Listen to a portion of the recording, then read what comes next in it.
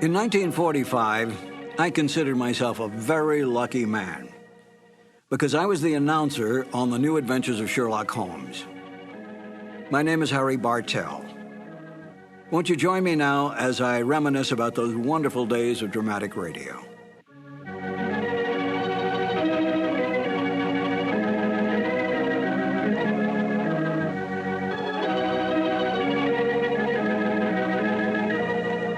Glenn Hall Taylor was the producer of the show. He was the Young and Rubicam representative, Young and Rubicam being the advertising agency for Petri Wines. And Edna Best, in the season that I was on the show as the announcer, was the director. So that Glenn Hall would provide commercial material and so forth for Edna's use, and then Edna directed the show in the booth. She was the one who made all the line changes, all the timing changes, all the cuts, and so forth. I know that Glenn Hall, I think, directed it one year. I got the Sherlock Holmes show by accident. I came over to CBS Studios on Sunset Boulevard one day to rehearse for another show, and the lobby was loaded with announcers. Practically every announcer in Hollywood was there. I couldn't figure out what was going on, and as the secretary came out with her list and said, George or Sam or whoever, I said, what's going on here? And she said, they're auditioning for a new show. And I said, who's holding the audition? They said, Edna Best. Edna Best was a lovely, lovely lady. I had worked with her on other shows. And I said, if she has a moment, let me sneak into the studio, if you don't mind, just to say hello, and I'll come right back out. She said, I'll ask. So she came out a little later and said, you can go in for just a second. I went in, stepped in front of the microphone, which was set up in the studio, and said, Edna, I came in to say hello. Hello, bye-bye. And I started to leave. And she said, aren't you going to read? And I said, well, no, I hadn't planned to read. She said, well, as long as you're here, read anyway. So she gave me the copy that they were auditioning. And I said, thank you very much. It's been a pleasure to see you again. And I left, never dreaming that I would ever get it. Because there were big-name announcers, the Ken Carpenters, the Ken Niles, the Wendell Niles, a whole bunch of them. And sure enough, I got a call, and that's how I wound up on the show, because I happened to be in CBS at that time.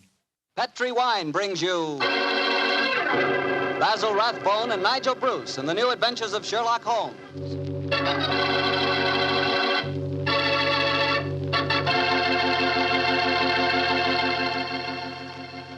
The Petri family, the family that took time to bring you good wine, invites you to listen to Dr. Watson tell us another exciting story about his good friend, that master detective, Sherlock Holmes. And I'd like to tell you something that maybe you already know. The fact that America's favorite wine is port wine. Did you know that? Well, if you didn't, you'll know why port is the way out front favorite if you'll just sample some Petri California port. You just look at that Petri port and you know it's good. That wonderful, deep, rich red color. And Petri port is so clear. Well, just hold it to the light and you can sort of see right through the glass. But what you really want to know about a wine is how does it taste? And I'll tell you something, I've never yet been able to find the adjective that'll do Petri port justice. It's wonderful, honest. You just got to taste it for yourself and find out for yourself. You love that Petri port in the evening after dinner when you're sitting around listening to the radio. And it's perfect to serve your friends when they come over. Oh, and you can show that Petri label, too. In fact, you can show it proudly. Because the name Petri is the proudest name in the history of American wines.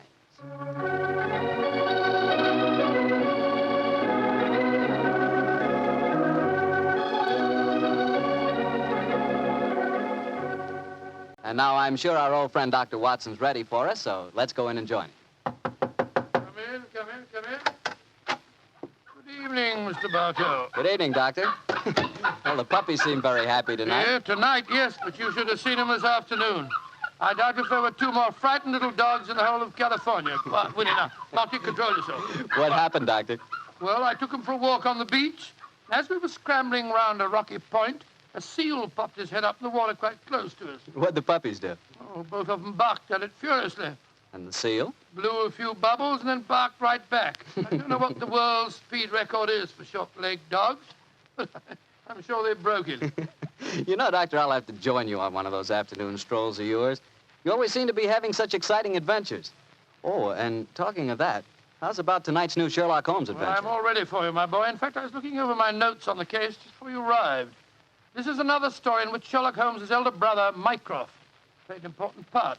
Mycroft Holmes was 7 years older than Sherlock, and some said it is superior in powers of observation and deduction. That sounds like heresy, Doctor. No, young fellow, my lad.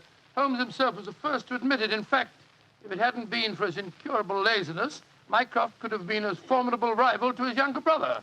However, Mycroft did hold a position of considerable importance at the Foreign Office, and it was there that tonight's story begins. It was in the winter of 1899, and Mycroft Holmes, after a gourmet's lunch, was reclining full length on a leather settee.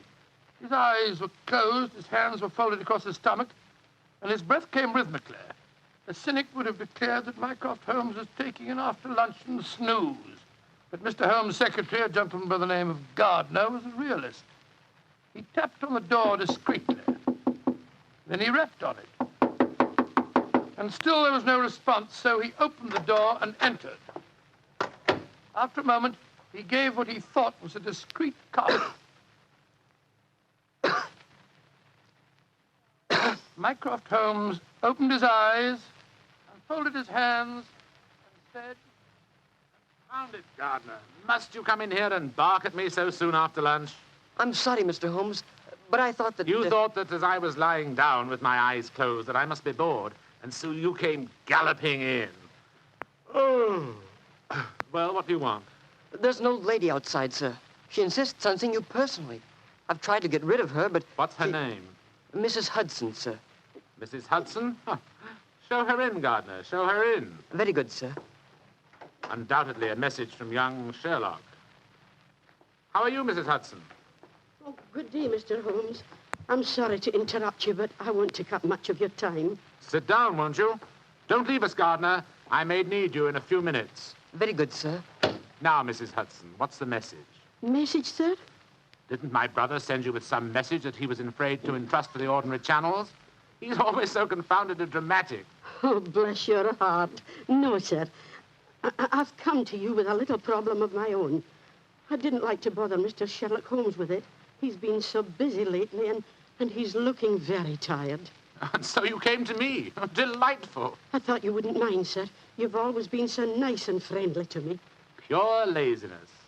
It is less effort to keep an old friend than to make a new enemy. But tell me your problem. Well, it's really my sister's problem, sir. She keeps a boarding house at 14 Kensington Gardens Square in Bayswater. And she's convinced that one of her boarders, a man who has a room on the first floor back, she's convinced that he's a birdman. And what in heaven's name is a birdman? Do you know, Gardner?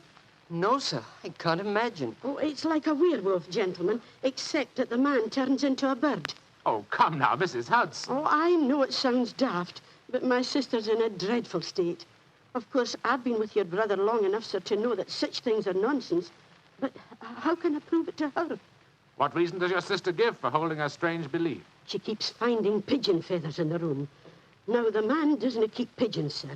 My sister knows that for a fact. Has she found any traces of scattered food on the window ledge? None, sir. No signs of any pigeons, except the feathers. My sister's a wee bit fey, Mr. Holmes. She's the 7th daughter of a 7th daughter, and you know what that means. Just the same, she's not imagining things, sir.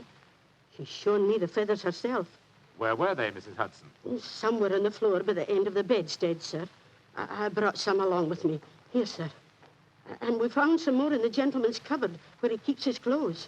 By George, I wonder What is it, sir? I'll tell you in a moment, Gardner. Mrs. Hudson, this matter will require a little private investigation.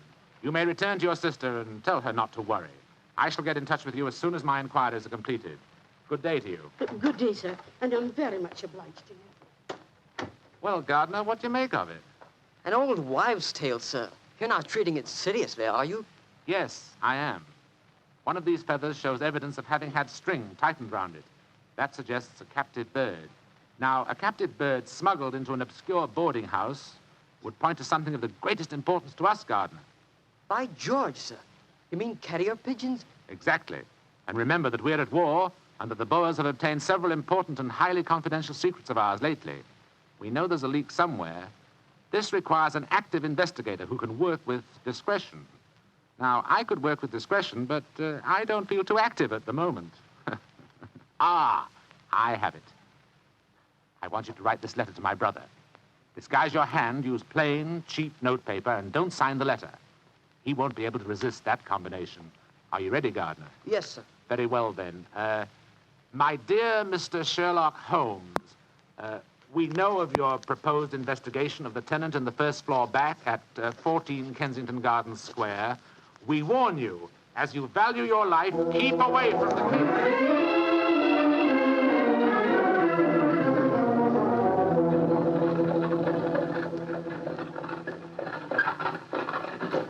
We warn you, as you value your life, to keep away from the case. And that, my dear Watson, is why we are driving towards 14 Kensington Gardens Square, disguised as building inspectors of the London County Council. Well, I must say it's a very challenging letter, Holmes. Unsigned, yes. I notice.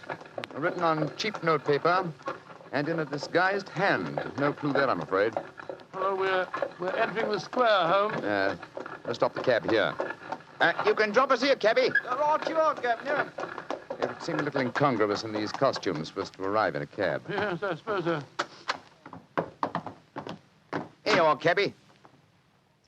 Oh, thank you, Governor. Supposing this mysterious tenant of the first floor back should be in his room when we get there. Then we must hope that our disguises are convincing and keep our wits about us. Now, this may be a trap. Yes, just what I was going to say. After all, you've never heard of 14 Kensington Gardens Square until you received an unsigned letter 2 hours ago warning you to keep away from it. I don't like the look of it. There we are, number 14. I suggest that you let me do most of the talking. Good Lord, yes. My Cockney accent doesn't compare with yours. Who do you want to see? We're from the London County Council, we are. We've had complaints about a leaky gas jet in the first floor back. Oh, that's Mr. Green's room. He ain't home. Oh, that don't matter, my dear. We'll go up and take a look. Come on, Bertie. Right you are, Alfie. Want me to show you the way? The missus is out shopping. No, thanks, dearie. Me and Bertie can't get lost, can we, Bertie? No, of course we can't. Of course we can't. Oh, look at him laughing. Come on, Bertie.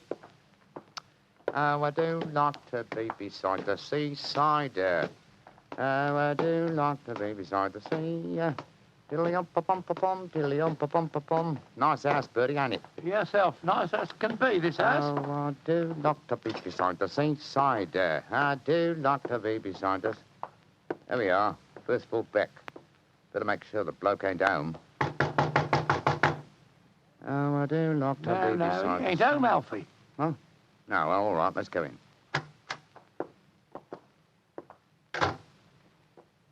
Oh, so this is the mysterious room, eh? Well, it looks perfectly ordinary, doesn't it? Yes, a depressing example of the squalor of boarding house life. Hello. What's this on the bedspread? Feathers. Must have come out of the pillow. No. These are pigeon's feathers, old chap. And look here, Watson. Attached to the bed rail. Yeah, it's only a piece of string. String, yes, but with a small metal ring on the end. A ring such as is used to place around a homing pigeon's leg. But why should someone keep carrier pigeons in an obscure boarding house like this? Yes, why indeed, why indeed? The answer could be that the tenant of this room is engaged in some sinister activity that requires the use of carrier pigeons in sending messages. Yes, there's no evidence of the birds being kept here. That's true, old fellow, that's true. Possibly the owner of this room is given a pigeon by one of his superiors, brings it here, affixes his message, and releases the bird. But why couldn't he just take the message to where they keep the birds? Well, in that way, he would run the risk of being picked up with dangerous and incriminating messages on him. What kind of skullduggery involves the use of carrier pigeons, you suppose? We're at war with the Boers in South Africa, Watson. What could be more logical than that a spy in their pay should be using this method to smuggle important information out of the country? By Jove, yes, Holmes. I wouldn't mind betting that... Shh! Somebody coming. Look out. Who are you? What the devil do you think you're doing in my room? Well, my name's Bertram, and I come here to look at your gas pipes. Don't lie to me. Who are you? It's like I say, Governor, my name's Bertram, and I come from the London County Council. Very well, then. If you won't tell me the truth, perhaps this revolver will make you change your Look mind. here, Governor, look here, Governor. Grab his revolver, Watson. Yes, right. Holmes, where were you? I slipped behind the door as this gentleman opened it. Yeah, me, sir. Your overcoat seems extraordinarily well filled with chest, doesn't it? Why not slip it off? Yeah. It's a bit warm in here. Let me alone. So you were right, Holmes.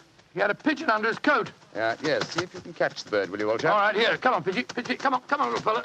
Come along, Pigeon. There he comes. That's it. Look at the little fella. Snuggled up on my arm. Friendly little fellow, isn't he? Yes, Look out, Watson. The gentleman's revolver. He's going after it. When I get it, I'll... A beautiful uppercut, Holmes. I'm afraid he'll be unable to talk to us for some time. How fortunate he told us where the message was hidden before we indulged in this little set, What do you mean? He didn't say anything about a message? No, not verbally, but I was watching his reflection in the mirror as he entered the room. His eyes first glanced at this top drawer on the dresser here to see if we touched it. It was obviously the most important spot in the room. Let's see. Here we are. A message already rolled up and in its container. Oh? What does it say, Holmes? It's in code, which is not surprising, but I don't think it'll be very difficult to decipher. Yes, and when you've done that? Then, my dear fellow, I shall compose a code message of my own and persuade this pigeon to lead us to its master.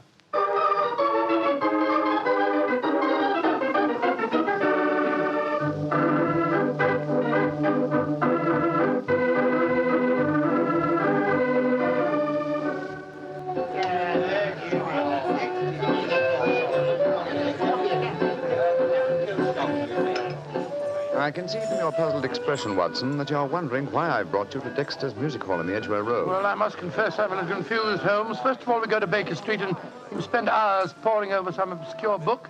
Then you write out a message, attach it to a pigeon, and let it loose. Now you bring me here. I hate to question you when you're working, but I should be glad if you'd give me some idea of what's going on. Of course, old chap. At times I must seem confoundedly mysterious, I'm sure. Here's the situation. The obscure book I was studying was a table of ciphers. I was trying to decode the message we found in the room on the first floor Well, back. obviously you succeeded, or we wouldn't be here. Yes, the key word was Louis Botha, the name of the Boer leader. The message was a report on the number of troops now in training at Aldershot. Then you were right. We're mixed up with a ring of enemy agents. Obviously, old chap. So I kept the original message and composed another using the same code and dispatched it by carrier pigeon. Well, what did you say in your message? Meet me tonight, 8 o'clock, table number 3 at Dexter's Music Hall. What made you choose this place as a rendezvous? Well, I happen to know that it's a common meeting place for underworld characters.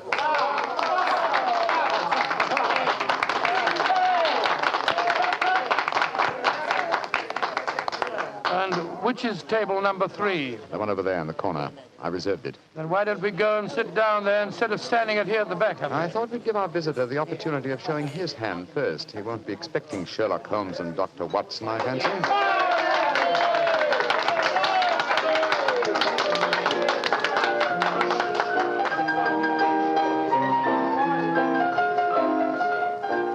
Good Lord, look at this woman coming on to sing. You ever see so many feathers? I'm not allowed to have a bow except upon the sly. So yesterday he came and took me walking through the night. Holmes, look. A man just sitting down at table number 3. What's with it? Look. It's Sid Trimble. Sid Trimble, who's he? A dangerous criminal who once worked for the Moriarty gang. We've caught a prize pigeon, Watson. Better have your revolver handy, old chap. Undoubtedly, he'll recognize us. Right you are, Holmes. Come on, then. Out in the clover, they've trampled it since morn. Go and you drive them, Maggie, to the old. I'm so glad you're able to keep your appointment, sir. Sherlock Holmes. This is a trap. Now, don't try any tricks. I've got a revolver here, Sid. How'd you like this table in your face? Watson, you didn't shoot him, did you? No, he knocked my hand. The revolver went off. The shot went well. I swear it did. Yes, of course. Look at the wound. There are no powder burns. The shot was fired from some distance. Holmes, he's dead. Out of the way! Out of the way, please. Now then, what's going on here? Constable, this man has been killed. Yes, and it's easy to see who did it. Well, I didn't do it, Constable, if that's what you're thinking. No? Then why are you standing here with a smoking revolver in your hand? Come on, you're under arrest. But you can't arrest me. I'm Dr. Watson, and this is Mr. Sherlock Holmes. I don't care if you're the King of Siam and the Bishop of London himself. You're under arrest, and I'm taking you both to Scotland Yard.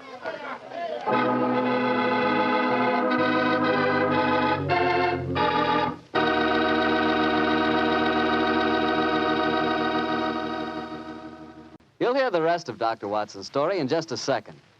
And if you don't mind, I'll take that second to say just one word to the ladies.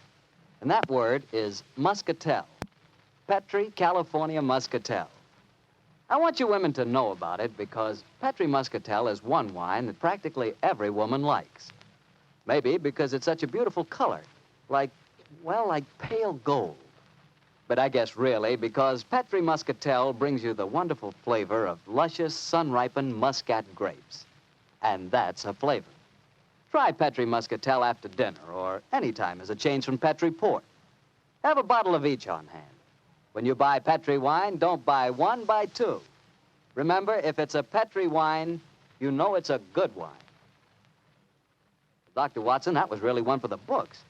So you got yourself arrested on a murder charge. Yes, Mr. Bartell. It's a very humiliating experience. I was taken off to Scotland Yard in the Black Marat. Just like any common criminal. The wretched constable wouldn't listen to a word that I'd got to say. Well, Sherlock Holmes went with you, of course. Naturally, but as we arrived at Scotland Yard, my mortification was complete, and I found that I was led into the presence of our old friend, Inspector Lestrade. Holmes spoke to him at some length, but I could see from Lestrade's expression that my position was a very serious one. Now can see what it is, Mr. Holmes. You see, I know you both. But I must say there are lots of them here at the yard as don't like what they call your high-handed methods. But, Lestrade, personal likes or dislikes have nothing to do with this. No, of course I haven't. This is purely a matter of evidence. Well, I know that, Dr. Watson. And the constable's evidence was as clear as the nose on your face. The dead man was shot through the head, and you were standing in front of the body with a drawn revolver in your hand. But, my dear Lestrade, there were no powder burns on the wound. Yeah, that's what you tells me, Mr. Holmes. But I'll have to wait for the official report on that. The police surgeon's examining the body now. You understand, gentlemen, I'm not saying I'm sorry that Sid Trimble's dead.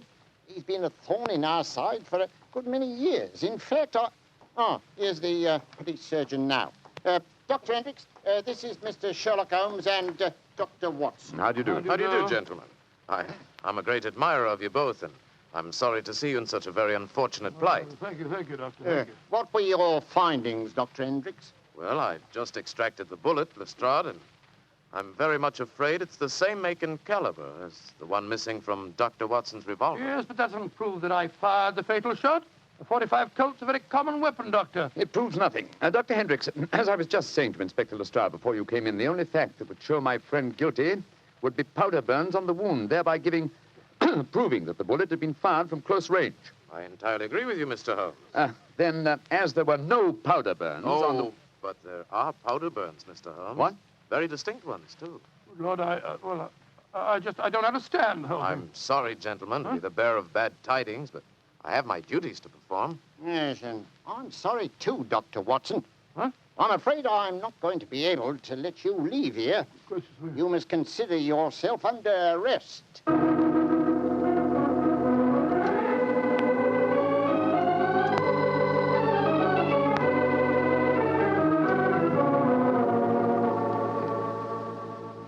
Holmes, I never felt more despondent in my life. Oh, cheer up, old chap. Well, how can I? Locked up in a prisoner's cell. Looks as if I might end up at the gallows. Don't worry, Watson. You'll be out of here before the night is over, I promise you that. I wish I felt as confident as you do. How do you propose to do it? Oh, with the aid of a little hard thinking. Thinking? That won't unlock any cell doors, thinking. But it will, old fellow. It's obvious someone's deliberately trying to incriminate us. Try and reconstruct the killing logically. Sid Trimble was a member of an espionage ring. I sent him a false message. After he'd left to keep the appointment, one of his colleagues trailed him to the music hall and killed him before he could betray anything to us. Yes, that's undoubtedly the way it happened. The powder burns, Holmes. How do you account for them? There were none just after the shot was fired. We know that. And yet Dr. Hendricks assures us that there are very distinct powder burns now. May we come in, gentlemen? Yes, of course you can, Dr. Hendricks. Oh, hello, Lestrade. Yes, I thought we'd come and chat with you, Doctor. Well, that's very nice of you, gentlemen. Yeah, not a bit of it, Doctor. You know, it hurts me to see you in here, and that's a fact. And I can't bear to see a fellow medico in such plight without coming in to see what I can do to help, Watson. Yeah, you're very quiet, Mr. Holmes. Am I, Lestrade? I was thinking, you see, Watson, old chap. I have it. You have what? The answer. You'll sleep in Baker Street tonight after all. Mr. Holmes, what are you talking about? The murder of Sid Trimble. The incriminating powder burns were obviously faked. Watson and I know that, whether you and Dr. Hendricks believe it or not. The question is, how were they faked? I think I have the answer. Dr. Hendricks. Yes, Mr. Holmes? If a blank cartridge were fired at the wound after death, it would produce powder burns, wouldn't it? Undoubtedly. Yeah, but who could have done that, Mr. Holmes? Ah, that's the point, Lestrade. Who had the opportunity? The constable who brought the body here. True, old chap. Huh? Also, you, Dr. Hendricks. That's perfectly true. Yeah. Well, I had the opportunity too, Mr. Holmes. I spent half an hour in the morgue alone with the body when it first come in. Well, you've narrowed it down to 3 suspects, Holmes. I hope I don't hang before you find the real killer. I found him, Watson. Why, What? who is he, Mr. Holmes? The answer is simple, Lestrade. The powder burns were certainly faked by a blank cartridge. Now, if a blank cartridge were fired into a wound, the wadding would have penetrated and distorted the wound. Yes, but supposing the person had removed the wadding from the blank, Mr. Holmes. Its effect would still be quite apparent to the police surgeon who removed the bullet. Am I correct, Dr. Hendricks? Entirely. A surgeon could not fail to identify the marks, Mr. Holmes. Exactly. Therefore, only one person could have fired that blank cartridge without detection. The same person who made the incision necessary to remove the cartridge would also remove all traces of the shot. You yourself, Dr. Hendricks. Right, you, Holmes, I believe you're right. That's an ingenious theory, Holmes. Surely you're joking. Am I? Then how do you account for the pigeon feathers on the collar of your coat? I'm not... The devil with you, Holmes? Here, come back here. Doctor, constable, don't let Dr. Hendricks get away. Great Scott. Scotland Yard itself harboring an enemy agent. Upon my soul, Holmes, you've done it again. I must say you've got sharp eyes. I didn't see those pigeon feathers on Hendricks' collar. Confidentially, my dear fellow, neither did I. But Hendricks' guilty conscience knew they might be there. It was a shot in the dark, and I had to take it. If you'd spent the night in a prison cell, I should never have heard the end of it, I'm sure. Never.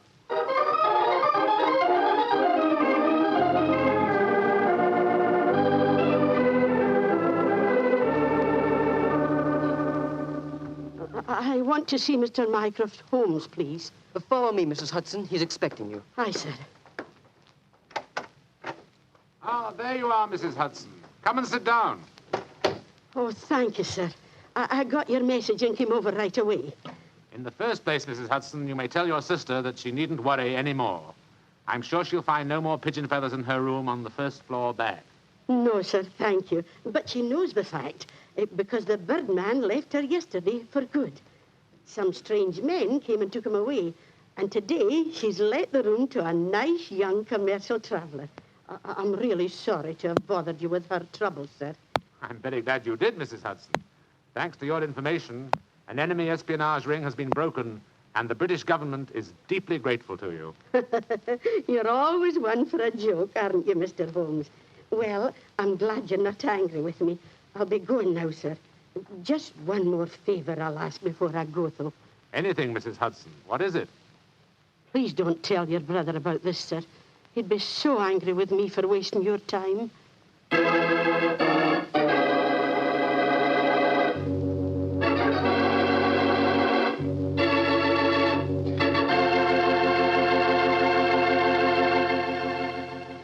Well, Doctor, that was really a swell story tonight.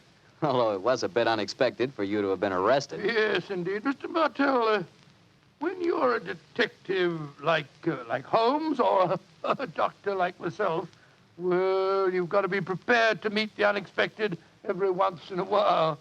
I suppose so. Of course, you wouldn't know about things like that, being a wine expert yourself. Oh, now, wait a minute, Doctor.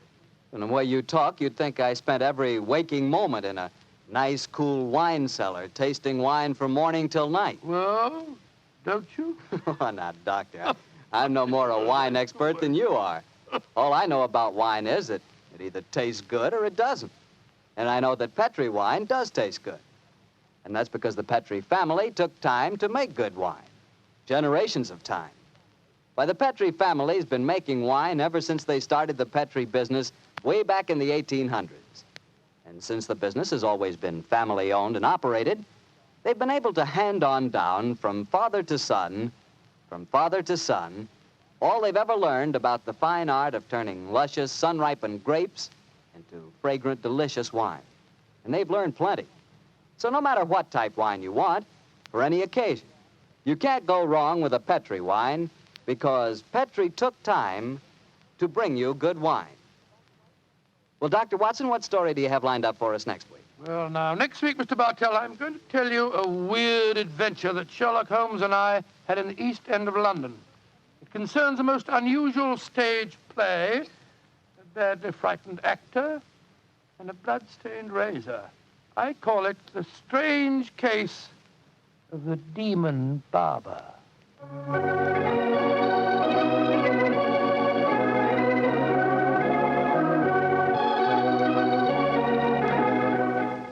Tonight's Sherlock Holmes adventure was written by Dennis Green and Anthony Boucher and was suggested by an incident in the Sir Arthur Conan Doyle story, The Greek Interpreter. Music is by Dean Fossler.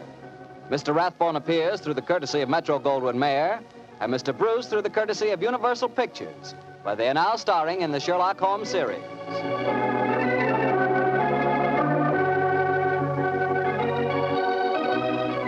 The Petri Wine Company of San Francisco, California, invites you to tune in again next week, same time, same station. Sherlock Holmes comes to you from our Hollywood studios. This is Harry Bartell saying goodnight for the Petri family. For a solid hour of exciting mystery dramas, listen every Monday on most of these same stations at 8 o'clock to Michael Shayne, followed immediately by Sherlock Holmes. This is the Mutual Broadcasting System. This is Harry Bartell. I'll be right back with another new adventure of Sherlock Holmes.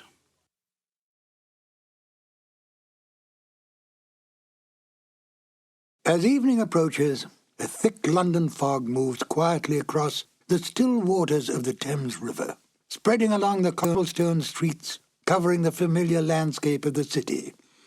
In Baker Street, the lodgings of 221B are empty, for Sherlock Holmes and Dr. Watson have left long ago on another case of murder.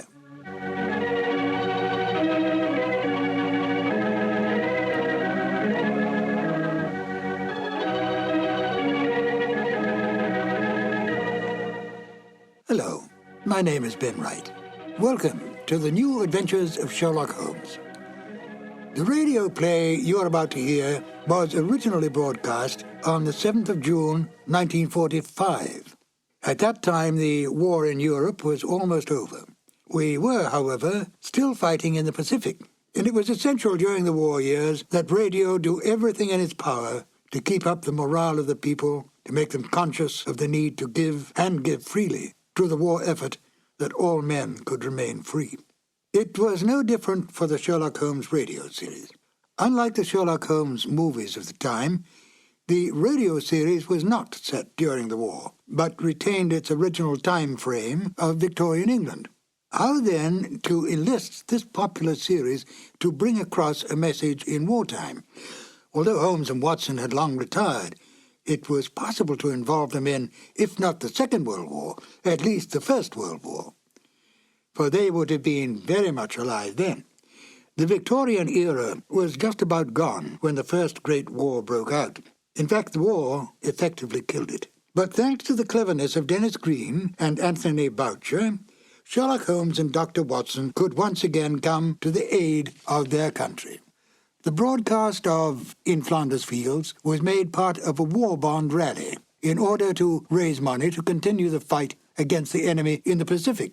I think it's an interesting note that Dennis Green and Anthony Boucher met at an earlier and similar war bond rally a few years earlier. It was a stroke of luck, for the two became not only good friends, but wrote some of the best of the new Sherlock Holmes adventures. Oh yes, before we get to the show, do take careful note of Nigel Bruce's final statements at the end of the broadcast. Selling war bonds may be an amusing and quaint idea today, but during those rather dark days, it really was an important issue. And now, Sherlock Holmes and Dr. Watson in the radio drama In Flanders Fields. This episode from the life of Sherlock Holmes will be transmitted to our men and women overseas by short wave and through the worldwide facilities of the Armed Forces Radio Service. From the stage of the Paramount Theater in Hollywood, Petri Wine brings you Basil Rathbone and Nigel Bruce in the new adventures of Sherlock Holmes.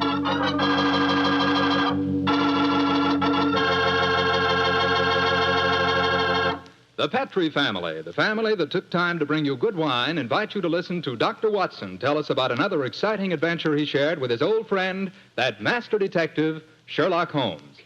You know something? If right now it were possible for me to ask every one of you what you had for dinner this evening, I'll bet a good many of you would say chicken. Chicken is an all-American favorite.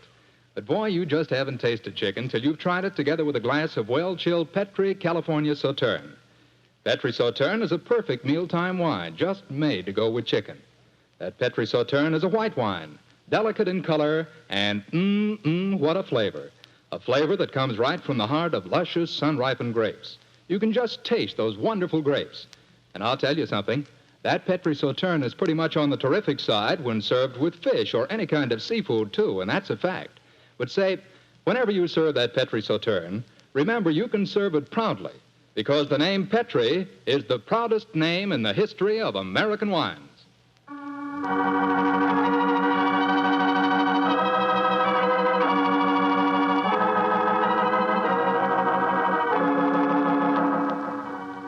And now for our weekly doctor's appointment. Let's knock on his library door and see if... There's no point in doing that, Mr. Slattery. I'm right behind you. Oh, hello, Dr. Watson. Don't tell me you've been stalking me. No, my boy, I was on the patio and I heard your footsteps, so I thought that I'd come in and fetch you. Let's go back and sit out there, shall we? It's a beautiful evening. That's fine with me, Doctor. Here we are. Now, settle yourself down in a chair and light a cigarette, if you have one.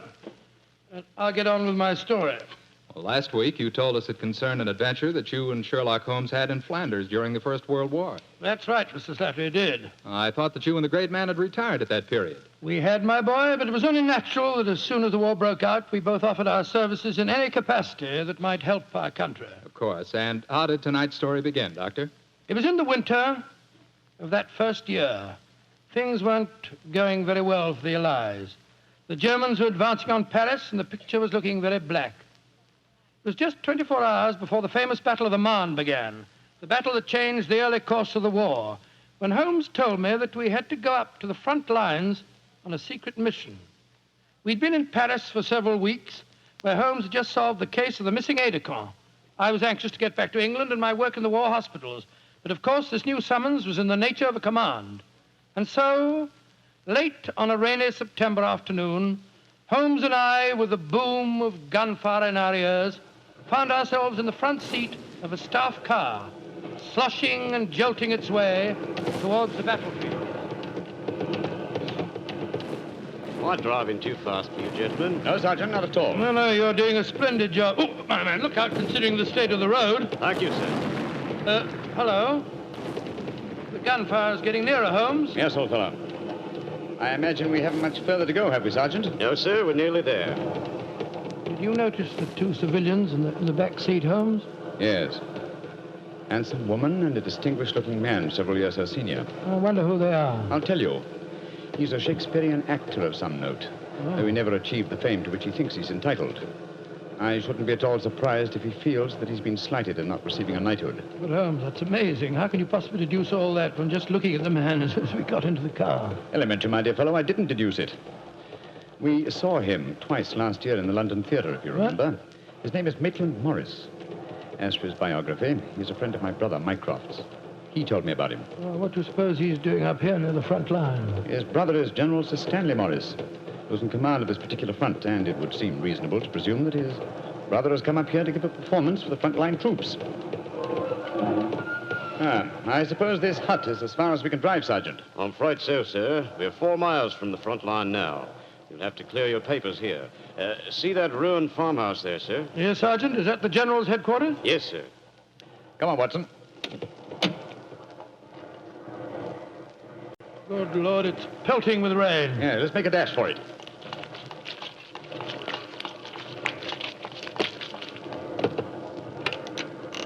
Oh, who goes there? Friend? Give the password. St. Crispin. fast friends and show your papers. How did you know the password, Holmes? I was given it before we left Paris, old chap. Oh, it's Sherlock Holmes and Dr. Watson, isn't it? Yes, Captain. I'm Captain Maxwell, General Morris's aide-de-camp. He asked me to escort you up to his headquarters. By the way, weren't Maitland Morris and his wife in the car with you? Yes, they're just behind us. Oh, splendid. I'm afraid I'll have to ask to see your papers. Yes, of course. Here's my permit, Captain Maxwell. Thank you. I know you both, of course, but we can't afford to take any chances when they're this close to the enemy lines. Let's see. Oh, yes, that's fine, Doctor. Everything's in order. All right, yours, please, Mr. Holmes. Here you are. Thanks. Oh, who goes there? Friend. There's the rest of your party now. Oh, good. This is quite in order, Mr. Holmes. Show your papers. Oh, there you are, Captain Maxwell. Oh, hello, sir. Hello, Mrs. Morris. How are you, Captain Maxwell? Well, you've both met Mr. Sherlock Holmes and Dr. Watson, I suppose? Well, no, we haven't, even though we drove up in the same car. Natural reserve of us Britishers, I suppose. How are you, Mr. Holmes? How do you do, sir? I know your brother Mycroft very well.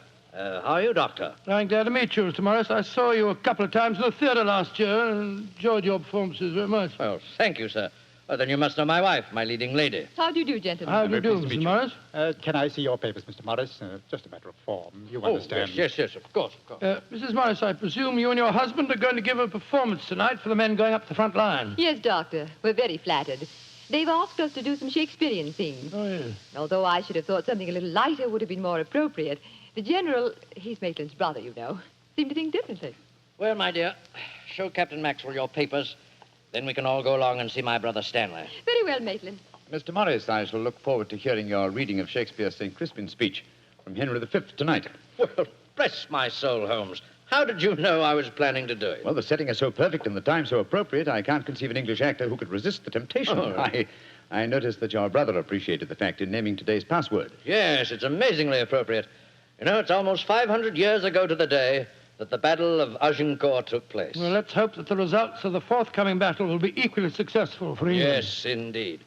Oh, by the way, Holmes, this will probably seem rather silly to you, but I'm an inveterate autograph collector, and I have my book here with me. I wonder if you'd mind signing. I shall be very glad to, Mr. Morris. Give me a pen, will you, Watson? Here we are, Holmes. You'll find yourself among quite distinguished company in that book, sir. So I see. Adelina Patti, Crown Prince of Norway. Hello. Field Marshal von Tauchnitz. Oh, yes. He was one of my admirers when I played in Munich before the war. I suppose now that our countries are fighting, I should tear that page out. Do you know, I cannot help but feel that art and the appreciation of art are independent of national hatred. Quite so, sir. I myself still have a medal presented to me by the University of Leipzig for some trifling services. There you are, Mr. Morris. Oh, thank you very much, Mr. Holmes. A notable addition to my collection. I shall be very glad to sign your book for you, Mr. Morris, if you'd like me to. That's very kind of you, Doctor. Oh, Captain Maxwell, if our permits are all in order, don't you think we should be moving along? Just what I was going to suggest myself.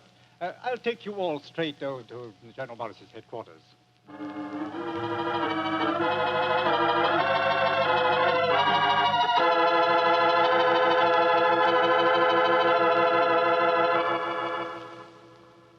General Morris, may I introduce Mr. Sherlock Holmes and Dr. Watson? How do you do, sir? How are you, General? How do you do? Know a lot about you. Long way from Baker Street, isn't it? Yes, indeed, sir.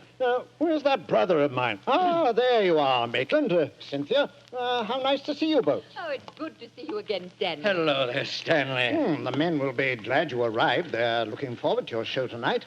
We're very flattered that they want to hear us do some Shakespeare. Oh, rubbish, old boy. With you and Cynthia up there on the platform, you could read the telephone book and they'd love you. Oh, very kind. By the way, you'll find the stage very primitive. Just a few trestles and a large tent and a curtain made of army blankets. And your dressing room will be even worse. Oh, don't worry about our comfort, Stanley. As long as we cheer the boys up, that's the important thing. Yes, of course. By the way, what program do you have mapped out for us? Well, I thought we'd have two shows. The tent's not large enough to hold everybody at once. Anyway, we have to keep up an alert all the time. Mm-hmm. Think you can manage two separate shows? Oh, of course I can, Stanley. I may look old, but I don't feel it. You don't even look it, you scoundrel. Thank you. Perhaps we could take a look at the stage and equipment, eh? Oh, certainly. Captain Maxwell, take them over to the tent and show them what the facilities are, will you? Right, sir. Will you follow me? Oh, yes, of course. See you later, Stanley. Come along, my dear. All right. I'm glad you're here, Holmes. I'm sure I can speak quite freely in front of Dr. Watson. Oh, yes, with perfect freedom, sir. He's my colleague He's an old army man himself. Really? What regiment, Doctor? 5th Northumberland Fusiliers, sir. Later attached to the Berkshires in Afghanistan and wounded in the Battle of Mainwan. Really? Then I'm sure I can speak freely in front of you. Holmes, you know why you're up here so near the front line, don't you? I have a very shrewd suspicion, sir. Yeah, I thought you had. That's why I asked for you to be sent here.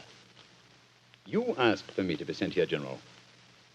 Yes, I think I understand. Well, I wish I did. You will, Doctor, in due time. In the meanwhile, gentlemen, I'll have an orderly show you to your quarters. Thank you, sir. And, Holmes, take a look around, will you, and keep your ears open. We're comparatively a little distance from the German front lines, and yet there's a very puzzling silence just now. Yes, I noticed that, sir. And half an hour ago, on our way up, there's quite a lot of shelling. Exactly. It's unnatural and rather frightening at a time like this. You see, we're attacking at dawn. The enemy might be trying to infiltrate spies, and the whole success of this battle depends on a surprise attack. I quite understand, sir. Come on, Watson.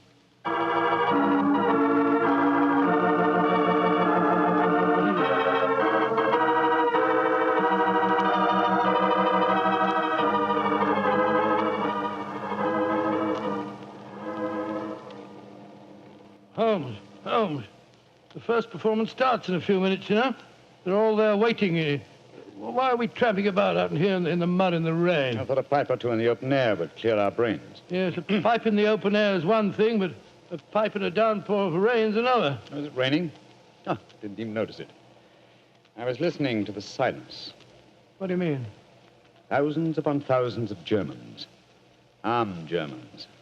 Full of a blind fanatical hatred and desire to kill, are crouched in trenches only a mile or two from here. Surrounding us are an equal number of English boys, also armed, and with a will, if not the desire, to fight, because they know their cause is the cause of freedom and justice. All these thousands poised, ready to pounce on each other and fight to the death, and yet, beyond that patter of rain, there isn't a sound to break the stillness of a September evening. Strange world we live in, old chap. You're being unusually rhetorical, Holmes. Yes, I am, aren't I? Let's be a little more practical, shall we? I wonder what is wrong with the actors tonight. Oh, why do you ask that? Well, a little while ago, I noticed Mrs. Morris in a great state of excitement, going towards the farmhouse where the General is. Then she went back to her own quarters, and now she seems to be headed in our direction. Is anything wrong, Mrs. Morris? It's Maitland. What's wrong with him, madam? He's disappeared. Disappeared? What's happened? We were in the tent together, making up for our performance, when an orderly came in with a message. Maitland said it was from his brother, slipped on a raincoat and went out, saying he'd be back in a few moments. I waited and waited, and after a while I got worried, and I went over to see the General myself.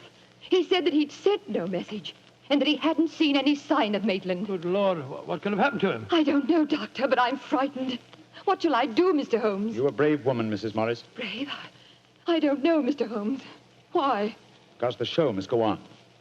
I shall take your husband's place. But Holmes, something's happened to Maitland Morris. He's in danger. He might true, be... Watson, true. Huh? But 1,000 men inside that tent are in mortal danger, too. Tomorrow morning, many of them may be corpses on the fields of Flanders. But tonight, they've been promised a show. Do you think that you can do it, Holmes? Oh, I think I can, with the help of Mrs. Morris. I can't do it, Mr. Holmes. You can, Mrs. Morris, and you will. If only to uphold that great tradition of the theater, that the show must go on.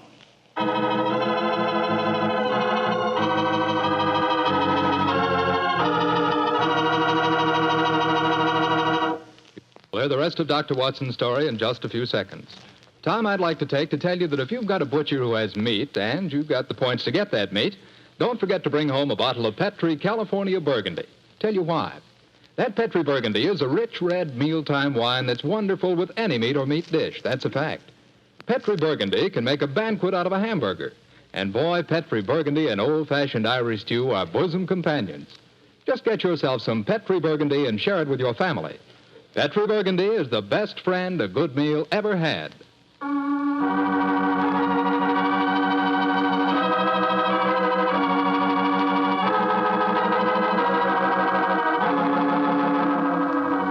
And now, back to tonight's new Sherlock Holmes adventure. It is just before the Battle of the Marne in the First World War, and Sherlock Holmes and Dr. Watson are at headquarters a few miles behind the front-line trenches. A famous Shakespearean actor who was to give a performance for the troops has mysteriously disappeared. and the great detective has taken his place at the last minute. As we rejoin our story, Sherlock Holmes, alone on the improvised stage, is delivering a Shakespearean speech before a spellbound audience. Happy breed of men, this little world, this precious stone set in a silver sea, which serves it in the office of a wall or as a moat defensive to a house against the envy of less happier lands.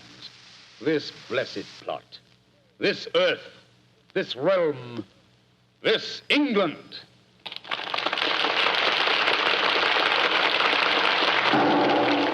Holmes, that shot, are you all right? Yes, old chap. Fortunately, I started to leave the stage as the shot was fired. The bullet just missed me. I heard it splinter some wood nearby. But who on earth would want to shoot you? That's what we've got to find out, though I think it more likely that the shot was intended for me. It was not intended for me, but for Maitland Morris, the man for whom I'm substituting. Well, even so, who'd want to shoot him? Oh, don't ask me so many questions, old fellow. Let's see what clues we can find. Now, the shot was fired from outside the tent from behind me. Yes, look there. See the hole in the tent there? By Jove, yes. The footlights would outline your shadow on the back of the tent. Whoever it must have fired at your silhouette. The question is, where did the bullet embed itself? Aha. Look here, Watson. You got a penknife? Yeah, wait a minute. Here, Holmes. This shouldn't be hard to extract. Look at this splintered tent pole. Wait a minute. There we are. Excellent. Huh. Very interesting. Oh, what's so interesting about it? Just a revolver bullet, isn't no, it? it isn't, Watson. Huh? It's far from just a revolver bullet. This bullet was fired from a German Luger pistol. A German pistol? There must have been a spy here behind our lines. That's a reasonable enough assumption. Yes, we may be sure that no English soldier would carry such a weapon and face inspection. Come on, I want to talk to Mrs. Morris.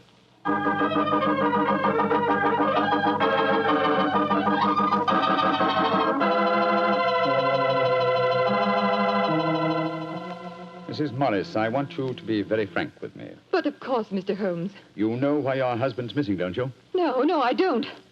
Have you found out anything? Come, madam. Why keep up this pretense any longer? I know that your husband is a spy, or at least a great sympathizer with the German cause. The General's brother a spy? Good Lord. How dare you say that? Because it's true. Foreign Office have been suspicious of his sympathies for some time. His own brother knew it. That's why he asked to have me sent up here to keep an eye on him during his visit. It is true. Why should I keep up the pretense any longer? You see, Maitland was a disciple of Stuart Houston Chamberlain. Oh, who was this Stuart Houston Chamberlain? An Englishman who married one of Richard Wagner's daughters and became a German citizen, and an arch-enemy of England. I tried to dissuade Maitland. I implored him to consider his British heritage, his brother's name and mine. But Maitland was a strange man. His life was one of frustration and envy. Envy of his brother, I suppose? Yes. When Stanley was knighted, it hurt Maitland terribly. He said it was typical if the English would knight a soldier and yet leave a great artist like himself unrecognized. That in Berlin, they really understood and rewarded the artist. Well, if the authorities knew that, it's amazing they allowed him to come so close to the front lines at a time like this. Oh, it was at the General's request. He wanted to plead with my husband to warn him that his secret was known. And now Maitland's gone over to the German lines. Oh, it's terrible. It's worse than that. It's disastrous. He can give them information as to the strength of our troops here. He knows the password. He might even know the hour the attack is timed to start. How did your husband expect to enter the German lines in safety, Mrs. Morris? He speaks fluent German, Mr. Holmes. I fancy the autograph book he was carrying containing the signature of Field Marshal von Tauchnitz was in reality his pass through the German lines. You've told the General that his brother was gone, of course. I haven't been able to.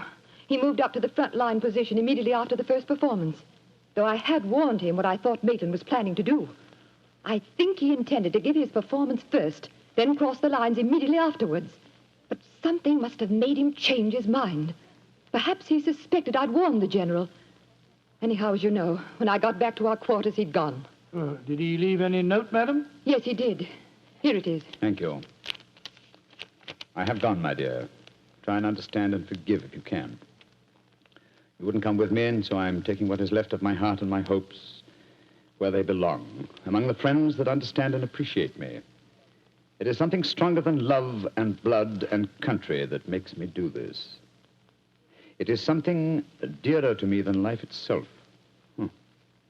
Dearer to me than life itself. Oh, how could he? How could he? The shame of this will kill poor Stanley. Mr. Holmes, will you break the news to him? I know it's cowardly of me, but I just can't tell him myself. Don't worry, Mrs. Morris. I'll tell him. Dr. Watson and I will ask Captain Maxwell to escort us to the General's frontline headquarters. In the meantime, try and keep calm. We'll tell him.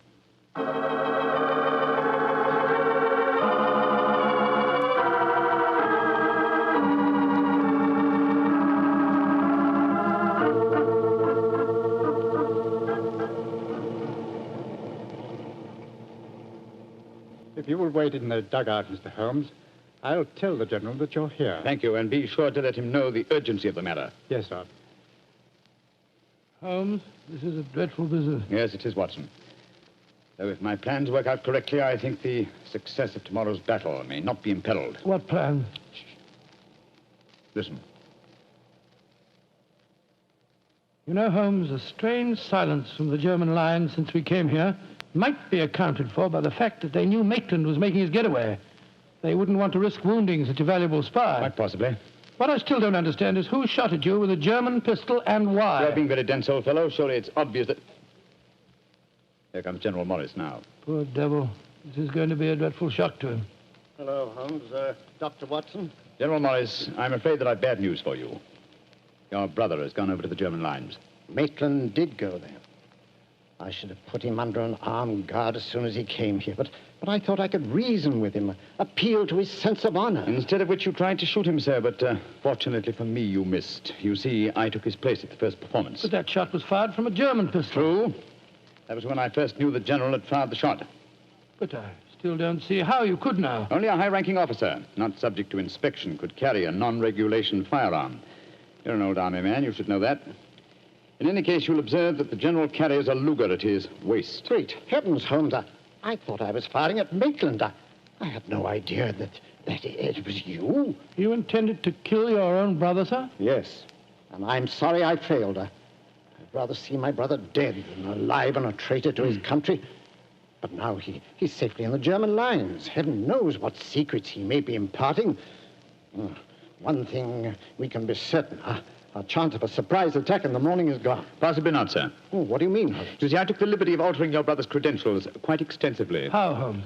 I knew of his German sympathies. Mycroft had given me a great deal of information about him, and so I took it on myself to decide that it was unsafe to allow him so near the enemy lines with his own identification on him. Well, what did you do, Holmes? I took the liberty, sir, of stealing his autograph book, the one containing the magical signature of Field Marshal von Tauchnitz. I have it in my pocket now. I think we shall find within its pages a code concealed in the various autographs, giving valuable information to the enemy. Good Lord. I also switched military permits on him. I felt that in the event that he did go over to the German lines, his welcome might be less cordial if they were under the impression that they'd captured Sherlock Holmes. To make that identification doubly sure, I also slipped in his pocket a slight souvenir of my own. By Joe, Holmes, you mean that medal that was presented to you by the University of Leipzig? Exactly, old fellow. I no longer wish to own a decoration given me by a country of barbarians, and it seemed a rather neat and effective way of returning it to them. So the Germans will think they've captured Sherlock Holmes? Yes, sir, and unless I'm much mistaken, he'll receive very short shrift at their hands. Yes, they hate you. There's your answer, sir. I'm sorry. Well, don't be sorry, Holmes. It's better that way. Now his secret can die with him. Excuse me, sir. Yes, Maxwell, what is it? Would it be in order for me to return to headquarters now, sir? It's very nearly time for the second performance, and I've still been unable to trace the whereabouts of your brother. Well, my brother will not be acting tonight, I'm afraid. Holmes, I wonder if I might ask you to take his place once again. If you want me to, General. I do. Maitland had planned to do the St. Crispin speech from Henry V. He knew how much I loved it. I realize that, sir. When I was told the password up here. Well, can you remember the speech, Holmes? Oh, I think so. At any rate, I can try. Then do it for me, my dear fellow, will you? For me. I'll be very proud to do it, General. Goodbye and good luck. Thank you, Holmes. Captain Maxwell, take them back to headquarters, will you? The men will be waiting for the performance.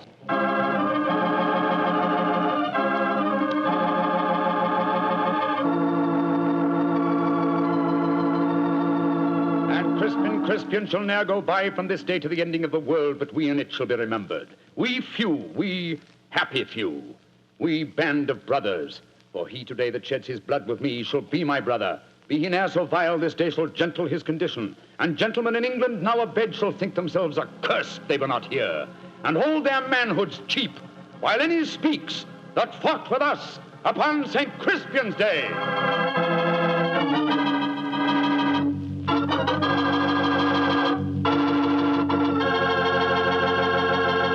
Well, Doctor, that was a bit of an exciting adventure you told us. No, I can still remember that awful feeling I had when I heard the shot in the tent and realized someone had tried to kill Holmes. He did have a narrow escape, didn't he? Well, Holmes always said there was no such thing as a narrow escape. He said you either escaped or you didn't. If you did, well, why worry? And if you didn't, you couldn't worry. So what? Quite a philosophy. I'd like to discuss it with you further. Over a bottle of wine? How else? What kind of wine? Naturally. Naturally. You couldn't ask for a more delicious wine than Petri.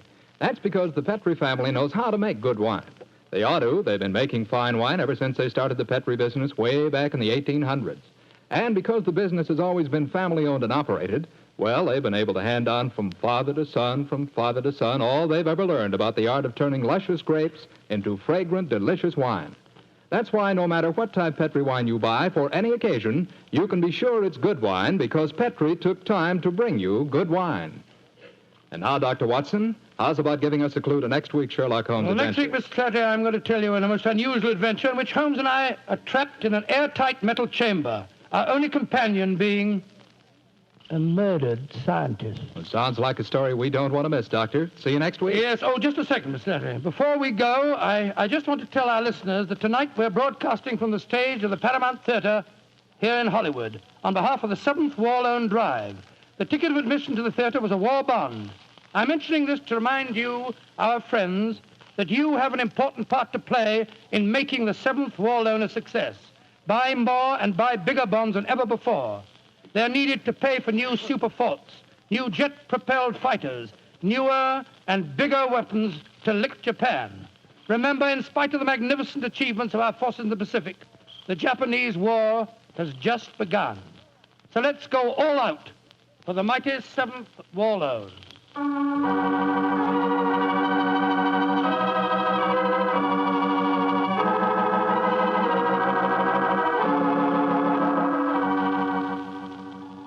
Tonight's Sherlock Holmes adventure is written by Dennis Green and Anthony Boucher and is based on an incident in the Sir Arthur Conan Doyle story, The Adventures of the Blanched Soldier.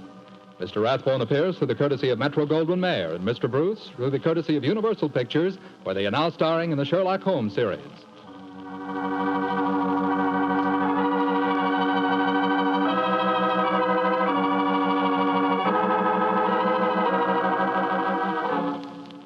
The Petri Wine Company of San Francisco, California, invites you to tune in again next week, same time, same station. Oh, the Petri family took the time to bring you such good wine. So when you eat and when you cook, remember Petri wine. To make good food taste better, remember. Petri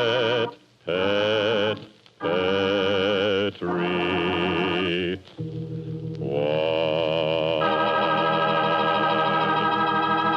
This is Jack Slattery saying good night for the Petri family. This is the Mutual Broadcasting System.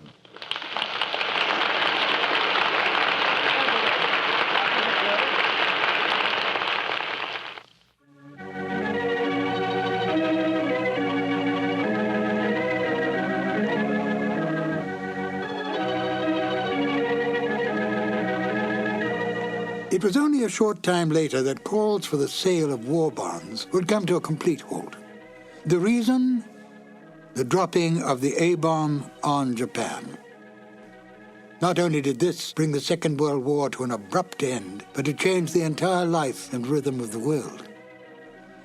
I often feel that life might be richer if we could have grown into this atomic age at a slower pace.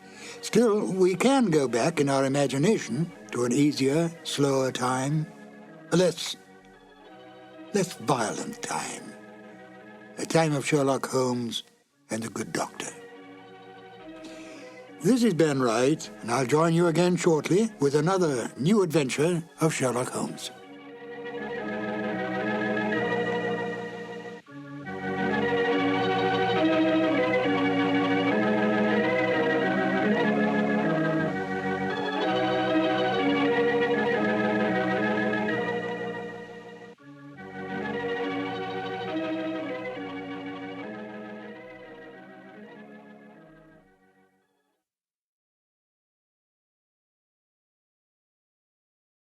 Sherlock Holmes and Dr. Watson. Murder, mystery, and intrigue at the turn of the century. Welcome to the new adventures of Sherlock Holmes. My name is Ben Wright.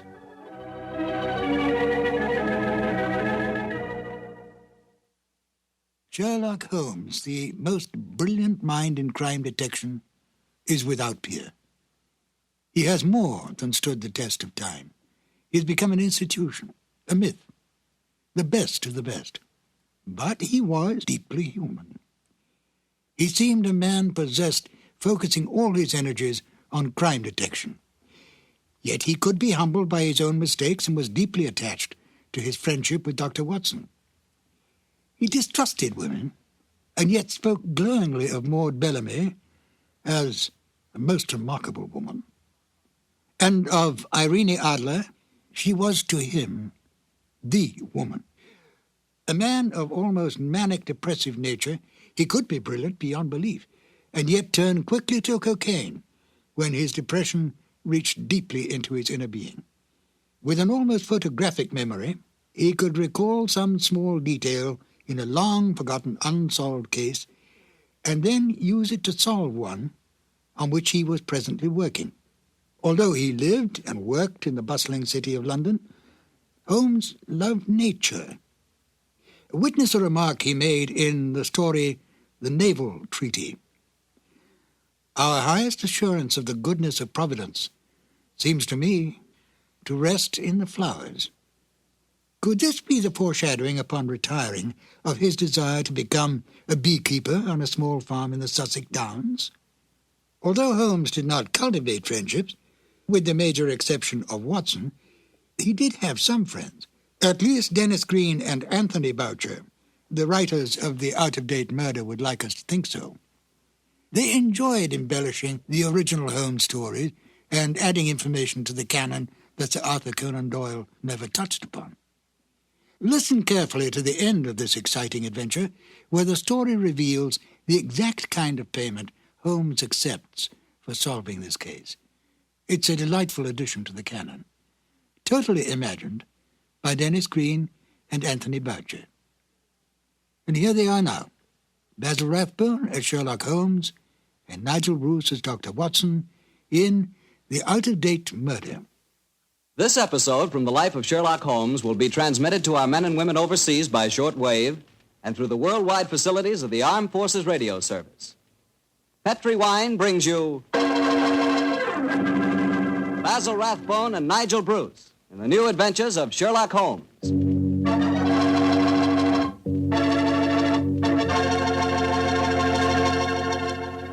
The Petri family, the family that took time to bring you good wine, invite you to listen to Dr. Watson tell us another exciting story about his old friend, that master detective, Sherlock Holmes. And we'd also like to tell you something you really ought to know. The fact that the one sure way to make good food taste better is to try that good food together with a glass of good Petri wine. Did you ever try Petri wine with dinner? No kidding, that's one bandwagon you sure want to hop on. Take, for instance, a deep red, hearty Petri California Burgundy. Wait till you taste that Petri Burgundy with, let's say, a delicious old-fashioned beef stew. Or maybe try a glass with spaghetti. I'm telling you, when you add the luscious flavor of that Petri Burgundy to the flavor of your favorite foods, you're really living. You're finding out for the first time what good eating really means, on the level. So better keep a bottle of that Petri Burgundy right on the dining room table. And never forget, the best friend a good meal ever had is a glass of Petri wine.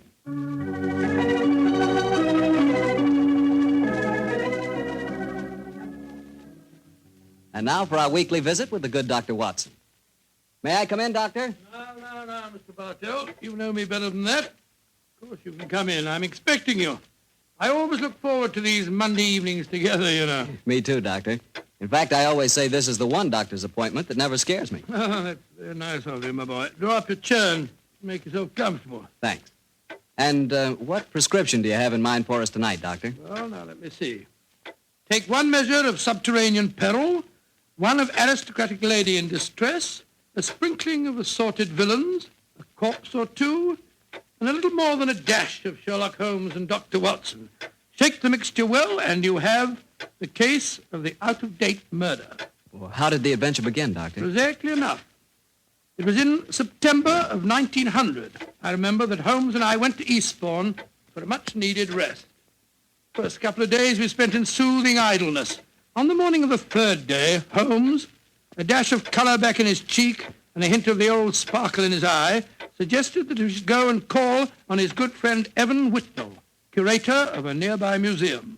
And so, just after lunch on that September day, found the two of us talking to Professor Evan Whitnell in his private office at the museum. It only seems yesterday that Holmes was saying... Professor Whitnell, your recent discoveries in this part of England have made you world famous instead of just nationally famous. My congratulations. Professor, I do wish you'd tell me about your discoveries. Oh, with pleasure, Dr. Watson. Less than 2 months ago, I was excavating on the downlands in this neighborhood when I was fortunate enough to discover a number of underground caves. Caves saturated with a heavy deposit of lime that gave clear evidence of having the property of rapidly mummifying any flesh, human or animal, deposited in them. Good gracious me, it's interesting. And what treasures have you unearthed, Professor? Well, a number of mummified specimens of animals clearly belonging to bygone eras. My prize specimen is the body of a large wolfhound. The inscription on its collar identified the animal as having belonged to some local squire in the year 1748. Amazing. I didn't know that limestone had such qualities of preservation. Come in. Yes, Alan? What is it? It's Lady Clavering, Professor. She asked me to tell you that she was in the museum. Oh, yes. Show her up here, will you, Alan? Very good, sir. Yes, I'm most anxious for you both to meet her. And she, in turn, is even more anxious to meet you. Now, I dined with her last night, and when I told her that you were coming here today, she insisted on meeting you. Oh, Whitnell, you scoundrel. There's a twinkle in your eye. I suspect that Lady Clavering is here to consult me in my professional capacity, and that you engineer the meeting. Well, perhaps I might have dropped a hint. No, I warn you, Professor, Holmes can't become involved with another case. He's completely run down. Well, don't worry, Doctor. All that Lady Clavering requires is a little advice. Advice? Oh, that's a different matter altogether. Yes, sir. I knew you wouldn't mind, Holmes. Helena, my dear, there you are. Come along in. Thank you, Alan. Allow me to introduce Lady Clavering, Mr. Sherlock Holmes and Dr. Watson. How do you do, Lady How are Clavering? you, gentlemen? Now, here you are, my dear. Sit down here. I may as well tell you, Helena, that our little plot has already been discovered. Oh, dear. And I was just getting ready to exert all my feminine wiles in an attempt to persuade you to help me, Mr. Holmes. Oh, I'm certain that he found you utterly irresistible, my dear Lady Clavering. You flatter me, Doctor. No, I mean it. The professor tells me that you're in need of a little advice, Lady Clavering. Yes, Mr. Holmes. I'll put my question simply.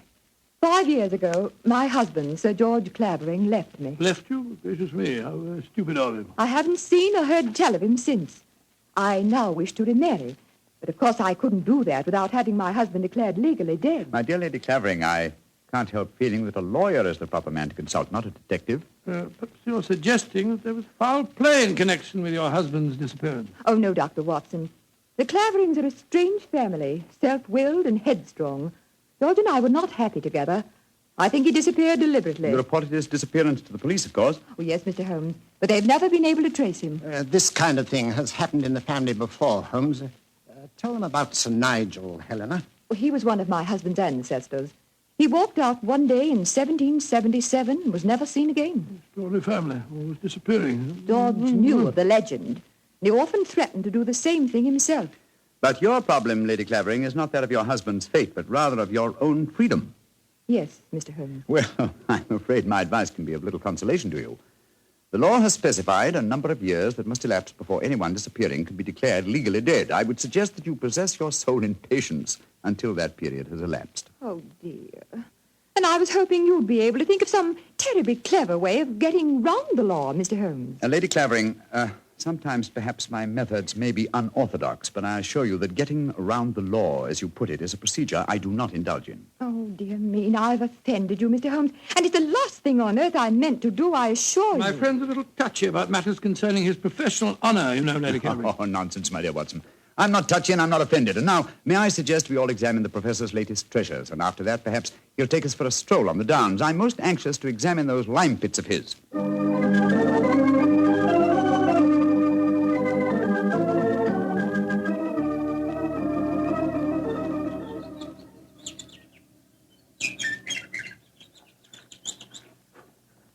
The lime pits are about a mile from here. It's a nice walk across the cliff tops. I'm sorry Lady Clavering didn't want to come with us. She's a charming woman, even though she did rub you up the wrong way. A beautiful woman, Watson, but I must confess her charm eludes me. Her lack of concern about her husband's fate seemed completely unnatural. Yeah, not if you'd known her husband, Sir George Clavering. He was a tyrant and a bully, both in his home life and in the village. Hello? Who's this coming towards us? It's Timmy. Daft Timmy, they call him in these parts. He isn't quite right in the head, poor fellow, but he's perfectly harmless. Has two passions in life, birds and bonfires. Hello, Timmy. I've got something beautiful to show you. Oh, it's so beautiful. Well, what is it, Timmy? Look, it's in my cap. See? Oh, isn't it lovely? It's a robin's egg. I found it when I was bird nesting. Did you ever see such a blue egg? It's a beauty, Timmy. Where did you find it, my boy? Down by the lime pits. Oh, I'm going to build a lovely fire on the downs tonight. I'll let you come and watch it if you give me a shilling. Now, you be careful, Timmy, or you'll be in trouble again. Timmy doesn't get in trouble anymore now. Not since he had Sir George carried away. Sir George Clavering used to whip Timmy when he found him on the land. Timmy, tell me, how did you have Sir George, as you put it, carried away? I told my birds about him. I told them how he used to beat poor Timmy, and they said they'd carry him off and drop him over the cliffs. and that's what they did, because he never came back again. Oh, Lord, here comes Harry, Sir George's brother. Now there'll be trouble. Timmy, you'd better run. Oh, no, Timmy can't run. He'll break his pretty blue egg. Timmy, get off my land. If I catch you here again, I'll take my riding crop to you. Timmy hasn't done anything. Go on, be off with you, do you hear? I'll tell my birds about you. That's what I'll do. Oh, don't forget my bonfire. Infernal scoundrel. Hello, Whitnell. Hello, Harry. Have you met Sherlock Holmes and Dr. Watson? Oh, Sherlock Holmes, the professional nosy Parker, eh? Yes, Helena was just telling me about you. I'm very angry with her for talking to you about my brother. It's a private affair, and I intend it should remain one. You understand, Holmes? Well, upon my soul. The devil with your brother, sir, and with you. I'd advise you to remember that you're not addressing a half-witted villager who can't defend himself. If you know what's good for you, you'll do what I say. Here, miss. Impertinent brute. He spoke to you as if you were a stable boy, Holmes. Oh, really? He was quite refreshing. I'm reminded of an apposite quotation of my young friend James Elroy Flecker. Thine impudence have a monstrous beauty, like unto the hindquarters of an elephant. Yeah, he's almost as much disliked as his brother before him. Tell me, does he succeed to the title when his brother is declared legally dead? Oh, yes, and what's more, he's Helena's unofficial fiancé, worse luck. I see. Personally, I'm beginning to get a trifle bored with the affairs of the Clavering family. Let's go on to the lime cave, shall we?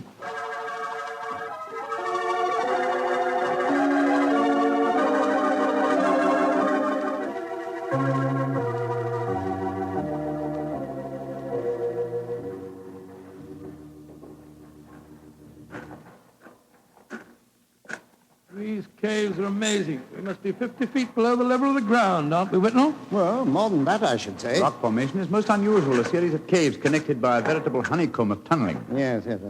I think I'll light the lantern now. It's getting darker in here, and I haven't explored this particular cave before.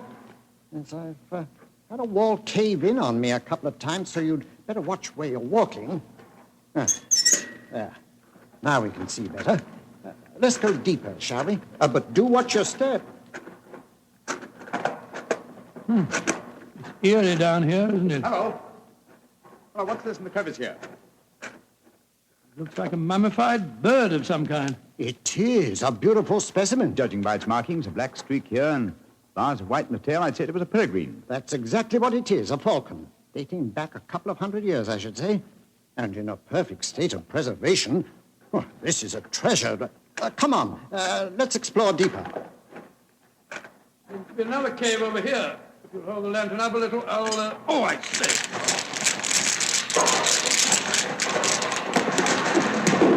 Good Lord, the whole wall's collapsed. Watson, you're not hurt, are you? No, Holmes. I'm all right. Why, you've unearthed another cave, Dr. Watson. Let's go in. I think we can just manage to crawl through. Great Scott, I don't believe my eyes. Magnificent. Whitnell, this is a treasure indeed. A perfectly preserved body dressed in 18th century costume, powdered wig and all. Yes, and there's no mistaking who it is. Look at that typical beak profile. It's a Clavering, and it isn't hard to identify which one. By George, you mean the one that Lady Helena told us about this afternoon? Exactly. Without doubt, this is the body of Sir Nigel Clavering, who disappeared in 1777. Let's search his pockets. We might find some identification. Here's a snuff box of the period, and some coins. Yes, the inscription of George III is still visible on them. Hello, here's his diary. This is unbelievable. What are you up to, Holmes? We're examining the body, Watson. This man was murdered. Murdered? With this wound just above the heart. Obviously inflicted with a sharp instrument, probably a dagger. This is interesting. An entirely new experience for me. The opportunity of solving an unsuspected murder committed well over 100 years ago. Glance through that diary, Watson, will you, old chap?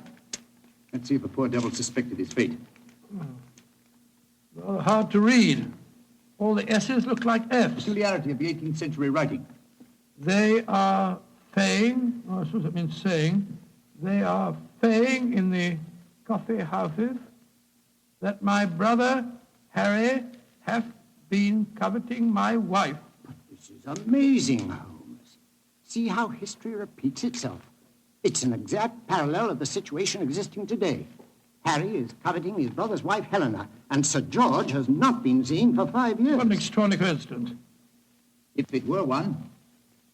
As it is, it's one of the most ingenious frauds I've ever seen. The clothing appears authentic, so do the coins and the faded ink, the paper of the diary, and due to the peculiar mummification of the body, it would be almost impossible to say how long it's been here. Nevertheless, I am convinced that this is a recent corpse, and undoubtedly that of Sir George Clavering. Well, what makes you so sure, Holmes? Writing in the diary. 18th century used an S that looked like an F, it is true, but never at the end of a word. You will recall, Watson, that you were reading H-A-F, have, for H-A-S, has. That's perfectly true, I was. Well, that would be incorrect in genuine 18th century writing. No, obviously, this is an extremely clever attempt to disguise the comparatively recent murder of Sir George Clavering. It's incredible, Holmes. And yet I believe you're right. I'm sure of it. Well, what are you going to do about it? Do? You and I, old chap, will mount guard over the body. You, my dear Whitnell, if you don't mind, will be good enough to go and fetch the police.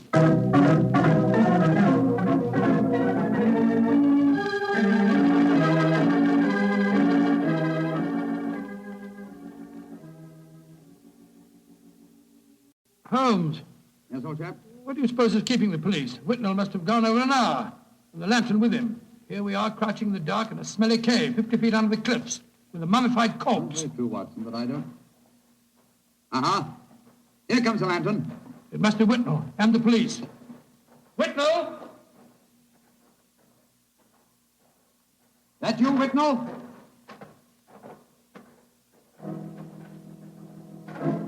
That lantern's blinding me. Is that you, Whitnell? Answer, can't you? Look out, Watson!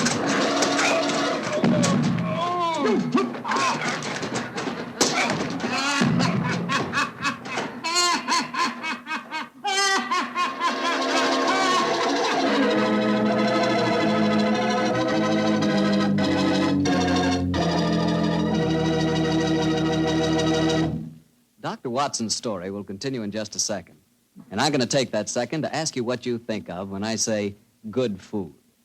When you say good food to me, I can see myself really going down on a piece of fried chicken, but really fried, you know, crisp and sort of a light brown. And when I see that chicken, I sure want to see some Petri California Sauterne. Because, believe me, Petri Sauterne is a white wine that's the wine for chicken.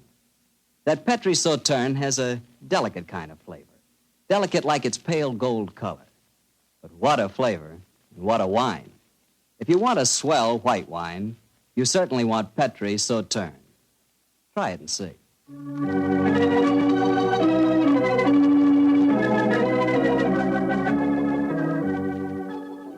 And now back to Dr. Watson and tonight's story, The Case of the Out-of-Date Murder. Well, Doctor, you certainly had me on the edge of my chair during the first part of the story. Oh, I'm glad of that, my boy. Say, what happened when Sherlock Holmes yelled out at you in the cave? I was struck from behind with a spade and knocked out. A second later, the same thing happened to Holmes. You see, we were blinded by the lantern and couldn't protect ourselves. When we came to, we found we were at the bottom of a pit. The walls were narrow and vertical, and I saw no earthly way of our getting out of the trap. But as usual, Holmes had something up his sleeve.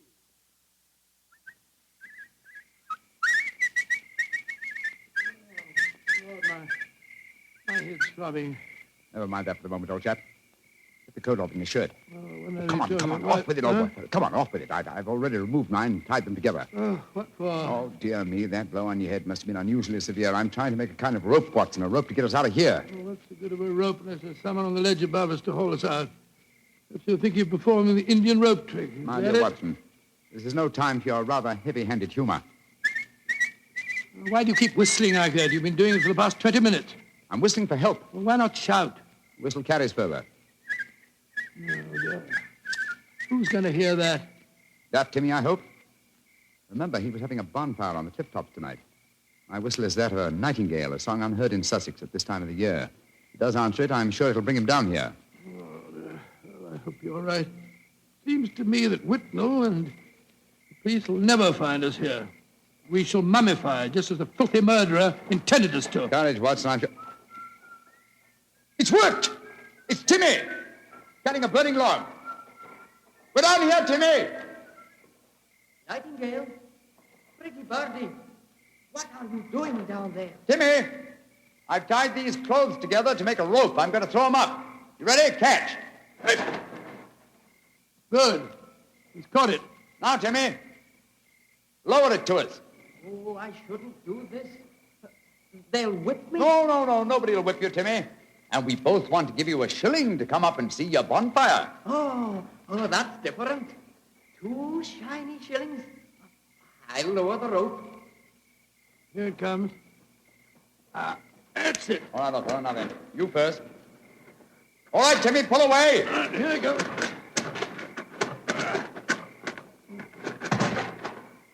Splendid. I'm up, Holmes. Now I'll lower it for you. All right. I've got it. Look out now. Here I come.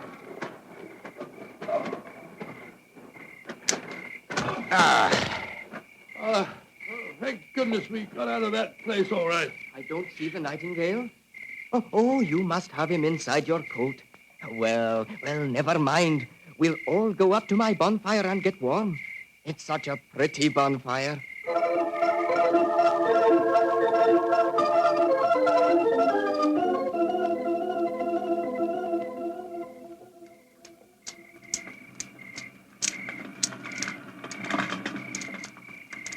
Did you ever see a finer bonfire? Never, Timmy. It's lovely. It's the most comforting sight I've seen for the last couple of hours. Oh, just one thing's bad, though.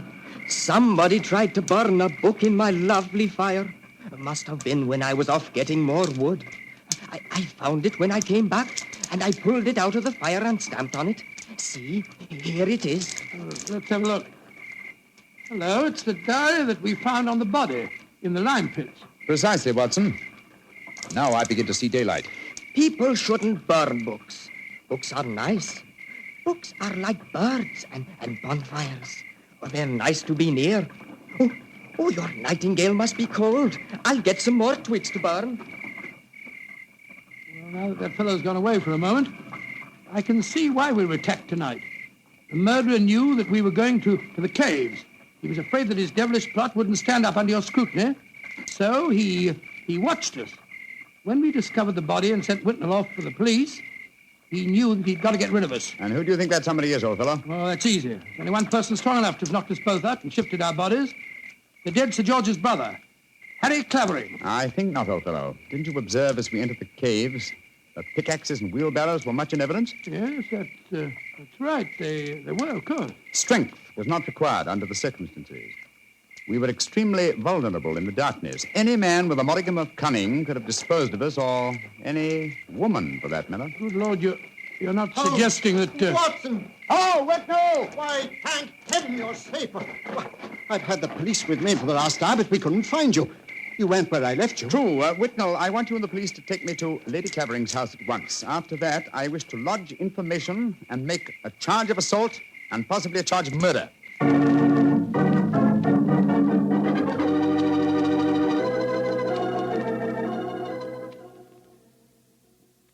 And that, Lady Clavering, is the story of how we found your husband's body. Horrible, Mr. Holmes. Horrible. But who in thunder could have planned such a devilish plot? Yeah, why did the murderer attack you and Watson? There, my dear Whitnell, you have the key to the murderer's identity. The man who so cunningly conceived and executed the murder of Sir George could never have bungled the job of disposing of Watson and myself unless he had meant to bungle it. You mean he didn't mean to kill us? Exactly.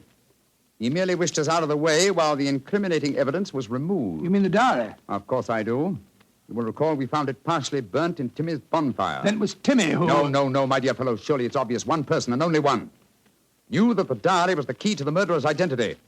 The man who was present when we discovered it and detected the fraud. Great Scott, Professor Whitnell. Whitnell, you murdered my brother. Evan. Evan, you? Oh, no. I did it because I love you, Helena. All these years has been nothing in my life that meant anything but you. How could you? I thought that if George were out of the way, I could make you care for me. Then when I realized that you loved Harry, I was mad with jealousy. And so I planned to conceal George's body forever. It was a clever plan. You said so yourself, Holmes. If it hadn't been for you, it would have worked. Yes, it was diabolically clever, Whitnell, but I'm afraid that no amount of cleverness now can prevent you from paying for your crime. Sir George, I suggest that you instruct the police to come in. Our work is done.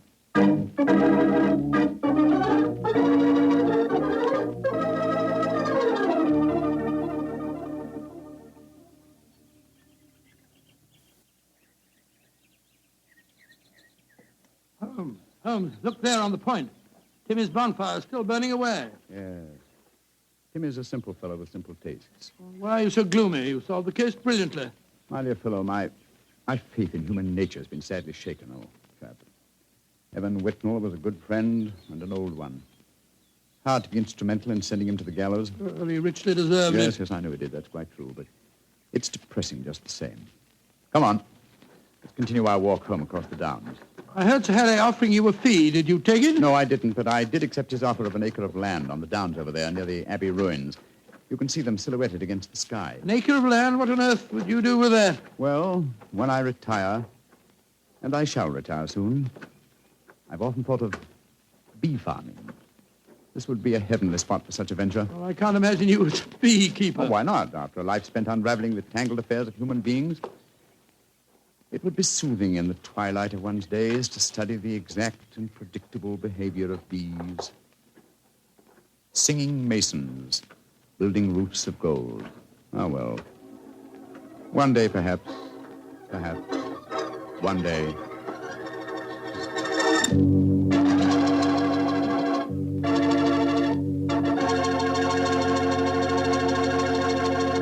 Well, Doctor, that was a swell story. You know, I'm sure glad we get together like this once a week. Oh, thank you very much. Next week, why not come over a little earlier for dinner? Oh, no, I wouldn't think of having you go through all that trouble. Oh, well, of course, if you feel that way. Well, say, aren't you going to coax me? Well, to tell you the truth, I knew I wouldn't have to coax you. Mr. Bartell, I was just going to show you the 2 thick steaks that I've got frozen in my refrigerator. Oh, no. Oh, yes. I'll also put aside a bottle of Petri Burgundy. Well, in which case, I'll bring along a very hearty appetite. If you pick the steak, I know it's good, and when it's Petri wine, you know that's got to be good, too.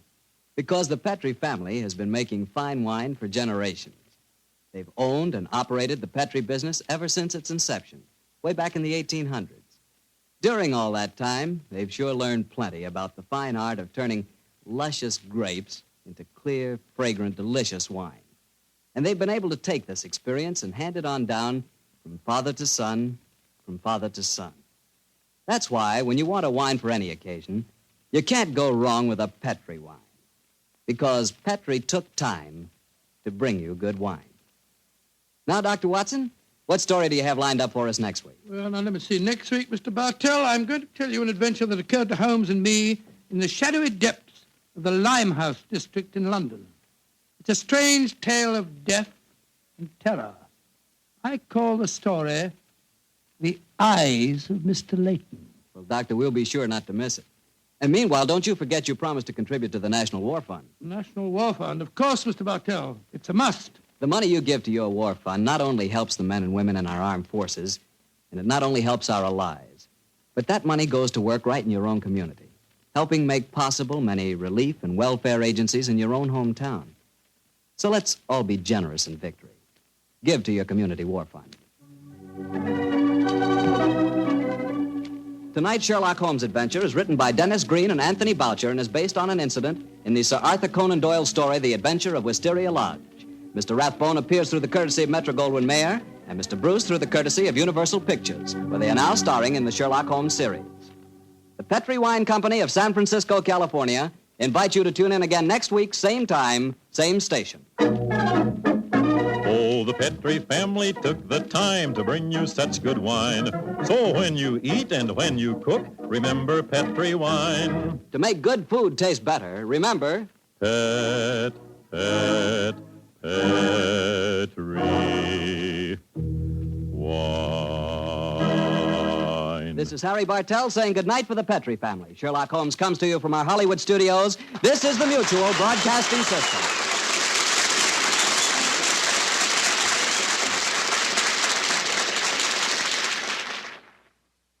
Sir Arthur Conan Doyle never revealed how Holmes came to own his bee farm on the Sussex Downs.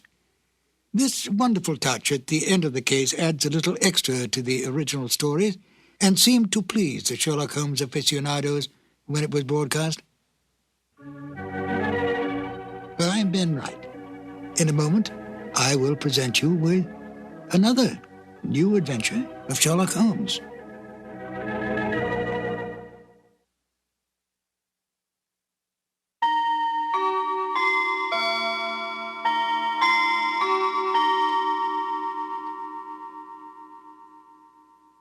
I only caught a glimpse of her at the moment, but she was a lovely woman with a face that a man might die for. So says Sherlock Holmes in one of the most popular of the Conan Doyle adventures, A Scandal in Bohemia.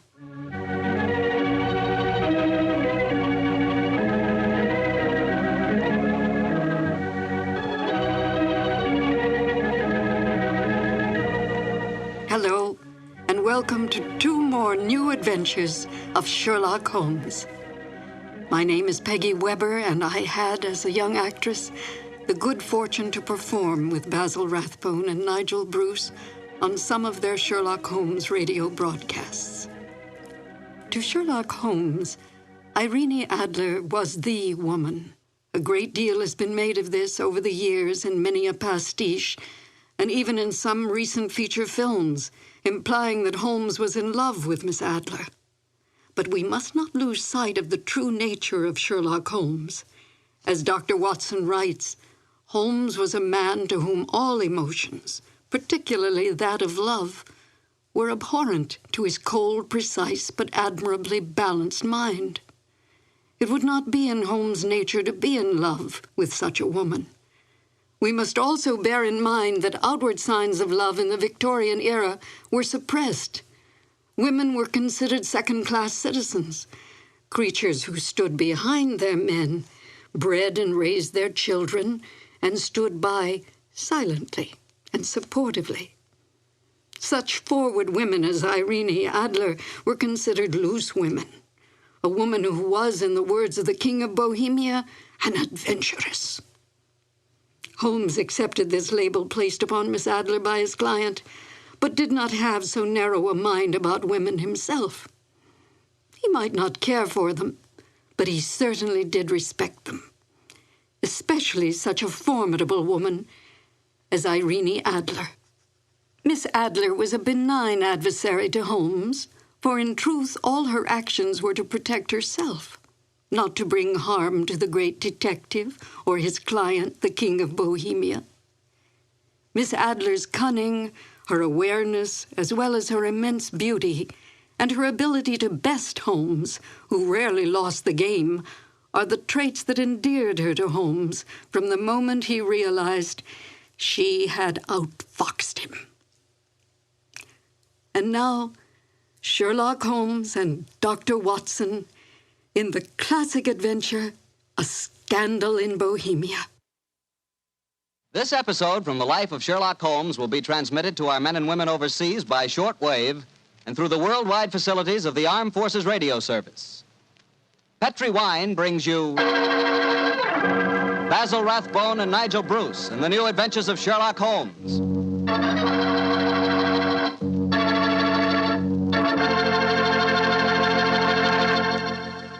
The Petri family, the family that took time to bring you good wine, invites you to listen to Dr. Watson tell us another exciting adventure he shared with his old friend, that master detective, Sherlock Holmes. And you know something? I had an adventure tonight I wish you could have shared with me. I had a steak about, an inch and a half thick, tender, juicy, and with it I had a glass of Petri California Burgundy. Now there's a combination, steak and Petri Burgundy. That Petri Burgundy is a perfect mealtime wine. It's a rich red wine that's hearty and full of flavor. Flavor that comes right from the heart of the grape. And don't think that Petri Burgundy is only good with steak. It'll make a hamburger sandwich taste like a feast, too. Try Petri Burgundy with any meat or meat dish. It's just wonderful. And serve it proudly, too, because after all, the name Petri is the proudest name in the history of American wines.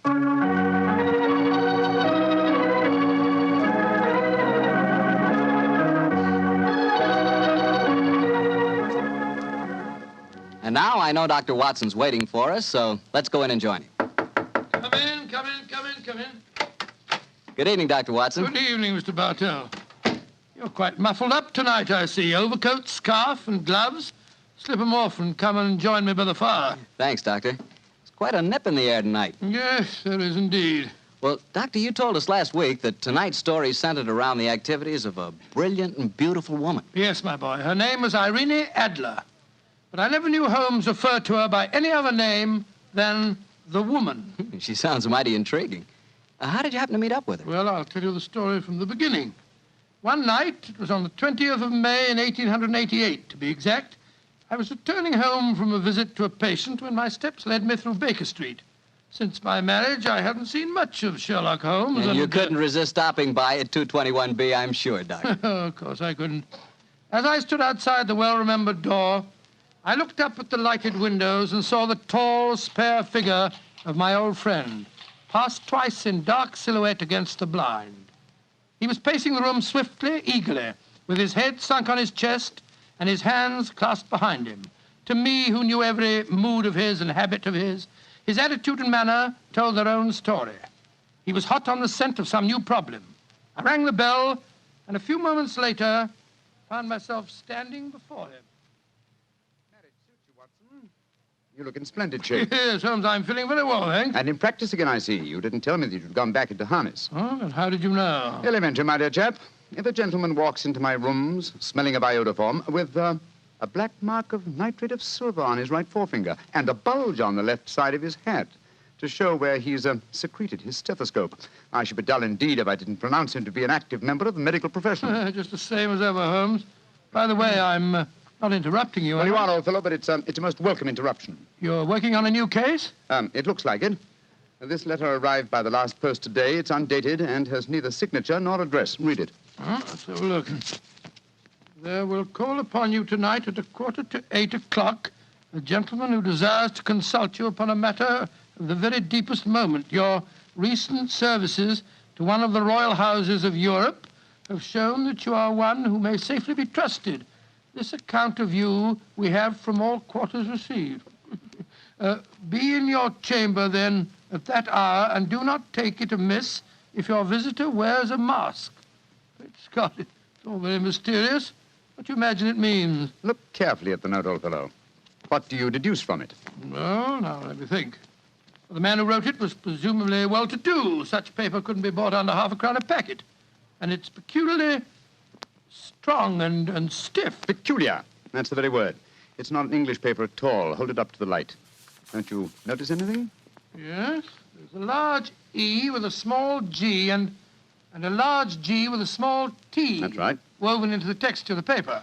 What does that suggest to you? The name of the maker, no doubt, or perhaps his monogram. Not at all, my dear fellow. The G with the small T stands for Gesellschaft, which is the German for company. And the EG? That stands for Igria. It's a German-speaking country in Bohemia, not far from Carlsbad. Oh, so the paper was made in Bohemia? Undoubtedly, my dear fellow. And the man who wrote the note is a German. How do you know that? Observe the curious construction of the sentence. This account of you we have from all quarters received. A Frenchman or a Russian could not have written that. It's the German who is so discourteous to his verbs. Oh, there's your client now. I better go home. No, unless you have to. Well, I could stay. I thought that Then perhaps stay, old chap. I'm lost without my Boswell, and this promises to be interesting. I told Mrs. Hudson to let the masked visitor come upstairs unannounced. Come in. Good evening, sir. You received my note? Yes, indeed, sir. Come in, won't you, and sit down. This is my friend and colleague, Dr. Watson. You may say anything before him that you can say to me.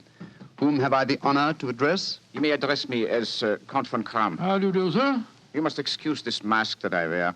The august person who employs me wishes his agent to be unknown to you, and I may confess at once that the title by which I have just called myself is not exactly my own. I'm well aware of that fact, sir. You see, Mr. Holmes, the matter I am about to discuss implicates the great house of Ormstein, hereditary kings of Bohemia. That has not escaped me either, sir. In fact, if you will state your case, I shall be the better able to advise you. Your Majesty. How did you... Yes. Yes, I am the king. Why should I attempt to conceal it? Why, indeed? I shall remove the mask. There. Mr. Holmes, I have traveled incognito from Prague for the express purpose of consulting you. Then pray consult. Briefly, the facts are these. Some 5 years ago, during a visit to Warsaw, I made the acquaintance of the well-known adventuress Irene Adler. Irene Adler? We know of her, Your Majesty. Look her up in the index for me, will you, Watson? It's right beside you on the desk there. I imagined that the name would not be unfamiliar to you. Here we are. Abrahams, Acton Green, Hatchet Murders, Adler. Splendid, old fellow. Hand me the file, will you? Yeah. Thank you. Irene Adler, born in New Jersey in the United States in 1858, contralto. Prima donna Imperial Opera of Warsaw. Retired from the operatic stage, living in London. Quite so. And here's a recent notation. Your Majesty, as I understand, became entangled with this young person, wrote her some compromising letters, and is now desirous of getting those letters back. Precisely so, but how did... Was there a secret marriage? None. No legal papers or certificates? No. Then I fail to follow, Your Majesty. If this young lady should produce her letters for blackmailing purposes, how is she to prove their authenticity? There is the handwriting. Well, that could be a forgery, Your Majesty. But it was private note paper. Stolen. My own seal. Imitated. My photograph. Bought. What? We were both in the photograph. Oh, dear, that's very bad. Your Majesty has indeed committed an indiscretion. Did you inscribe the photograph, Your Majesty? Yes, Dr. Watson, I'm afraid I did. Precious me. Mr. Holmes, it must be recovered. Perhaps if you were to pay enough, the photograph might be bought. She refuses to sell. Oh, stolen, then. 5 attempts have been made. Twice burglars in my pay ransacked her house. Once we diverted her luggage when she traveled. Twice she has been waylaid. There has been no result. Oh, dear. It's quite a pretty little problem. It is a deadly serious one to me. Your Majesty, what does Miss Adler intend to do with the photograph? To ruin me. Oh, how? Well, I'm about to be married to the second daughter of the King of Scandinavia. She is the soul of delicacy. A shadow of a doubt as to my conduct would bring the matter to an end. And Irene Adler threatens to send the photograph to your fiancé, I suppose. Yes, and she will do it. Rather than let me marry another woman, there are no lengths to which she would not go. None. Are you sure that she's not already sent it, Your Majesty? I am sure. Now, why, Your Majesty? She said that she would send it on the day my betrothal is publicly announced. That day will be next Monday. Splendid. Then we have still 3 days yet. Your Majesty will, of course, stay in London for the present. Certainly. You will find me at the Langham Hotel, registered as Count von Kram.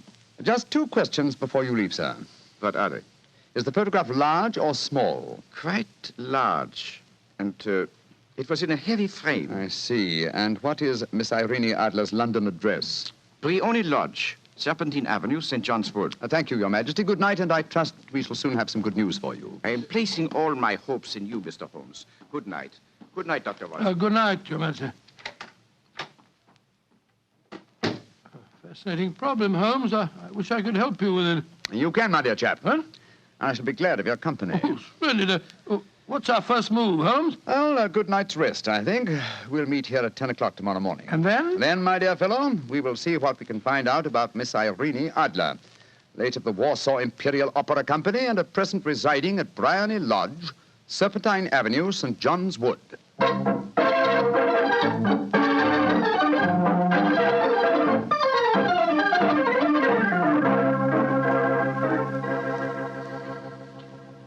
Well, Holmes, a cursory examination of Bryony Lodge didn't prove very illuminating. No, a bijou residence that represents the essence of dignified suburbia, but tells us very little about its owner.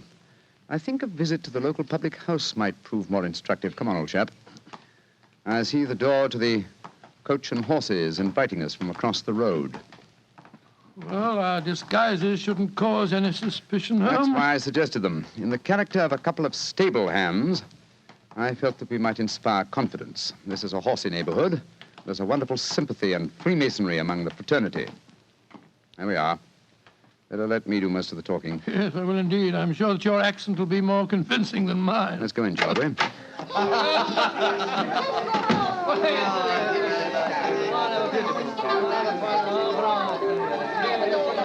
Well, what'll it be, Majors? Half of Oldham Mile, please. How about you, Charlie? All ever sight? Yeah.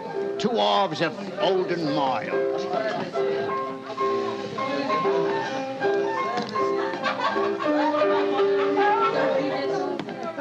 Well, here you are, Majors. That'll be a tenner. Have a drink with us, Governor. Oh, don't mind if I do. I'll have a Guinness. You blokes new round here? Yes, that's right. Came over from Clapham. Clapham, eh? Well, here's looking at you. Hunting for jobs? That's right. We was told that Miss Adler across at Bryony Lodge needed a new coachman and a groom. Well, it's the first I've heard of it. It might be true. Have you been over there to ask? No, not yet. We thought we'd find out something about the old girl first. She ain't no old girl, matey. She's the prettiest young thing you ever saw under a bonnet, and that's a fact. You know her, Governor? Why, of course I know her. Used to drive her carriage, I did. Before I came to work here. Oh, what's she like? Oh, nice little lady, as you'll find, chum. Work hard? No. She lives quiet like. Goes out singing at concerts once in a while. The rest of the time, it's money for jam. She goes out for a drive in the park every day at 5 and comes back to dinner at 6:30. The rest of the time's your own. She ain't married, you say? No. But she's got a bloke what comes to see her all the time. He's a barrister. Nice gentleman. Mr. Geoffrey Norton is his name. Good-looking fella. Wouldn't be surprised to see him get spliced. Sounds like a cushy job to me. Come on, Charlie. Let's get over to the house and see what's what. Much obliged to you, chum. Well, good luck, mateys, and thanks for the Guinness.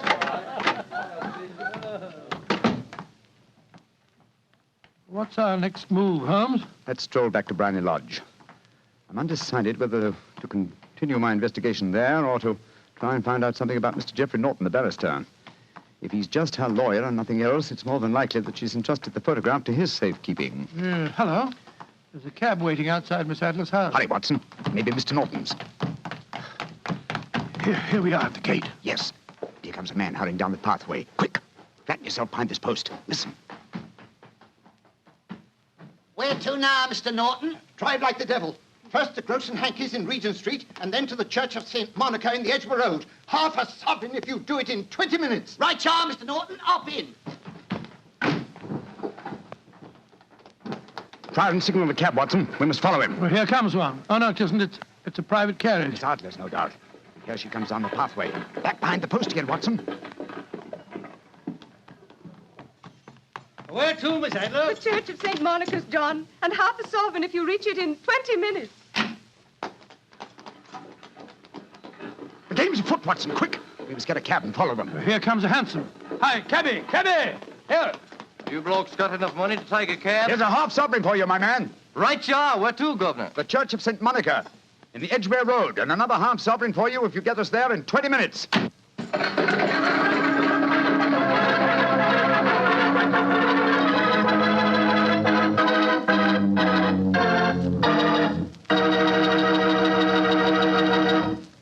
We'll hear the rest of Dr. Watson's story in just a second, but let me tell you something. If you're going to have chicken for dinner tomorrow night, or any night, don't forget to serve that chicken with Petri California Sauterne. Believe me, Petri Sauterne is just about the last word in white wines. It's beautifully golden in color, it's delicate and intriguing in flavor, and it's just, well, you taste it and see for yourself. If you want a delicious white wine, you certainly want a Petri Sauterne. Well, Doctor, once again, you broke off your story at the most exciting point. Did you and Sherlock Holmes reach that church inside the 20 minutes? Yes, Mr. Bartell, we did, but the other carriages were there before us. Holmes went into the church after telling me to guard the outside. I must have waited for 10 minutes or more before Mr. Geoffrey Norton and Miss Adler came out, spoke a few words to each other, and then left in their separate conveyances. A moment later, Holmes, still dressed as a stable hand, came striding out of the church and down the steps towards me. He was obviously very excited. Watson? Have they left? Yes, in separate cabs. I overheard him say that he was going back to his office. And she said, I shall drive out in the park at 5 this evening. Splendid, old fellow. Then come on. We can return to Baker Street. What happened inside the church, Holmes? They were married. Married? Of course. The ceremony would have been illegal if it had been performed after noon. That accounted for their wild dash to the church. Jump into the cab. Where to now, Governor? 221B Baker Street. Oh, so they got married, eh? Yes, and it may amuse you to know that I acted as witness at the ceremony. Oh, you did? But how did that happen?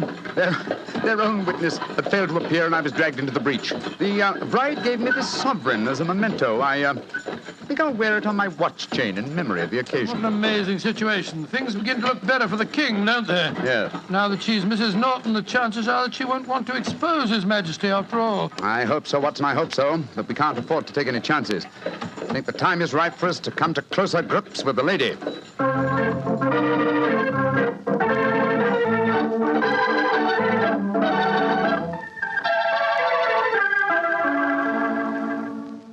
Well, Holmes, now that we've eaten, perhaps you'll tell me your plan. With pleasure, my dear fellow. And while I'm so doing, I'll proceed with applying the makeup for my new disguise. Another disguise? What's it to be this time? I think the character and appearance of an amiable and simple-minded nonconformist clergyman would be most suited to my plan for entering Miss Adler's house. Are you going to try and enter, then? I must, dear fellow. Yes, I'm sure the photograph is there. Miss Adler, or rather Mrs. Norton, will return from her drive in the park at 6:30. We must be at Bryony Lodge to meet her. And what then? You must leave that to me. I've already made my arrangements. There is only one point on which I must insist. You must not interfere, come what may. You understand? I'm to remain neutral. Yes, there will be some small unpleasantness. Don't join in it. It will end in my being conveyed into the house. As soon as I'm able to, I shall open one of the windows. You're to watch from the outside. When I raise my hand, you will throw an object which I shall give you through the window and at the same time cry, fire. Follow me? Entirely, but what am I to throw? Oh, it's nothing very formidable. Here it is. Looks like a great big cigar. What is it? Just an ordinary plumber's smoke rocket, fitted with a cap at each end to make it self-lighting. Your task is confined to throwing it through the window.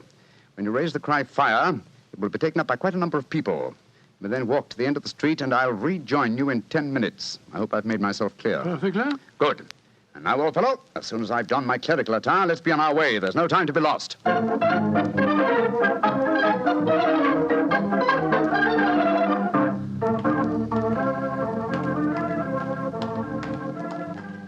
It's nearly 6:30, Holmes. We've been pacing up and down in front of her house for half an hour now. I hope she does come back. I'm sure she will. There seem to be a lot of loafers hanging round her gate. All part of my conspiracy, old chap.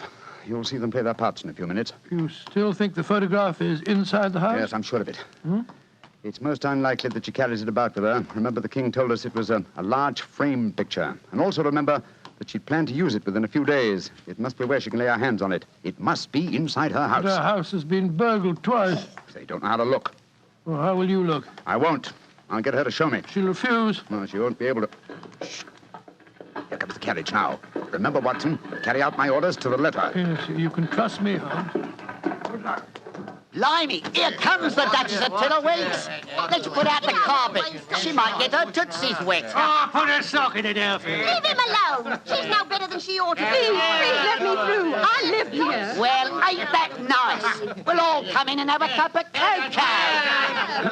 Move out of the way, please, and let the lady through. Mind your own business. Just 'cause your collar's turned the wrong way, you can't spoil our fun. That's right, Eddie. Keep your nose out of it, parson. Please don't fight about it. I tell you to stop molesting the lady. Do ya? Then how would you like a biff in the nose? Oh, he hit the poor man. Then he ran away, the coward. Is the clergyman badly hurt? He hit his head, Mum, and he fell. If you asks me, he's hurt bad. He's bleeding something terrible. Can we bring him in, Mum? He can't lie here in the street. Why, of course. Bring him in. Right you are, Mum. Here, Bert. Right out. Give us a hand. Anyway. Coo, poor fella. Do you see what happened to him, mister? Yes, I saw, my good woman. A very convincing demonstration. What you mean? Weren't you paid by a certain gentleman for this performance? Oh, you knows about it, too. Yeah, you must be a friend of Mr. Sherlock Holmes. Yes, I am. Nice gentleman. He give us $5 bob apiece for tonight's work. It ain't through yet, though. We got to start yelling fire when somebody tells us. I'm that somebody, my dear lady. There's Mr. Holmes now. He's inside the house. Yes, he's opening a window. Now he's raising his hand. That's my signal. Now to throw the rocket. There we are. Fire!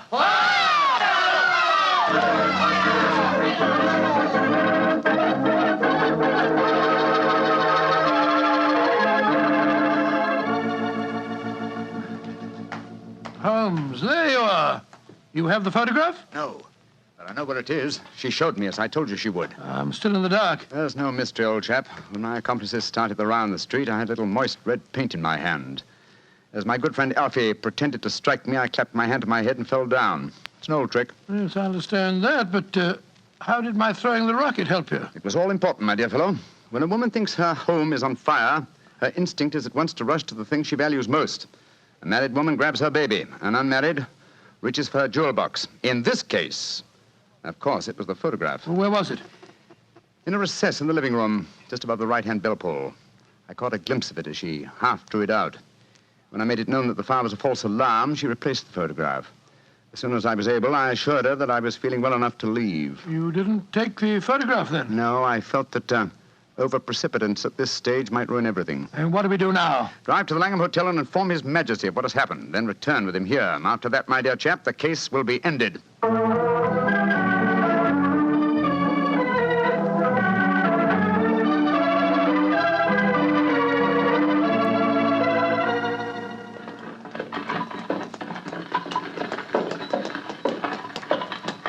This is Brownlee Lodge now, Your Majesty. Yes, I'm all impatience. You're certain this photograph will still be there, Mr. Holmes? I have every reason to believe so, Your Majesty. I must confess, this is going to be something of an ordeal. Then I suggest that you let me do the talking, Your Majesty. I think I know how to handle the lady.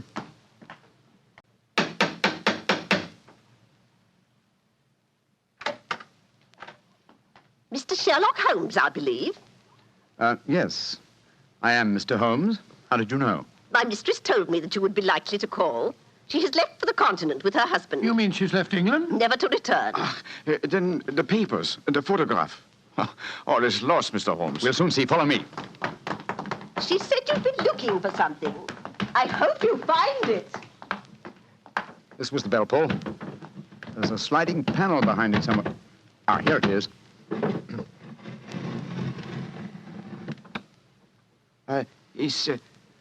Is the photograph there, Mr. Holmes? There is a photograph, but it's a photograph of the lady alone. Here's a letter, and it's addressed to me. What's it say, Holmes? My dear Mr. Sherlock Holmes, you really did it very well. Until after the fire alarm, I had no suspicion. But then, when I realized how I had betrayed myself, I began to think. I'd been warned that if the king employed an agent, it would certainly be you. May I congratulate you on your disguise as the dear old clergyman? Great Scott, you was far more clever than you thought, Holmes. Yeah, go on. What else does it say? Let me see. My husband and I both thought that the best recourse was flight. So you will find the nest empty. As to the photograph of the king and yourself, His Majesty may rest in peace. Thank goodness for that. I love and am loved by a better man than he. I leave another photograph, however, that he might care to possess. And I remain, dear Mr. Sherlock Holmes, very truly yours, Irene Norton, née Adler. What a woman, Watson. What a woman. What a magnificent woman. She fooled me completely.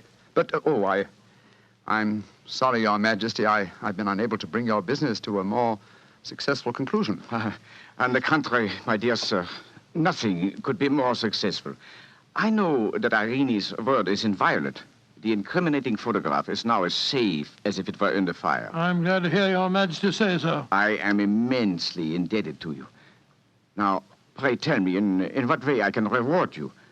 This beryl ring that I wear, I should be proud Your Majesty has something that I should value even more highly. You have but to name it. This photograph. Irene's photograph? But certainly. However, you must let me give you something more substantial. No, Your Majesty. This is something I shall treasure all my life. This and a golden sovereign I received from the lady's hand. They will remind me that I was once tricked by a woman. A woman that I shall never forget.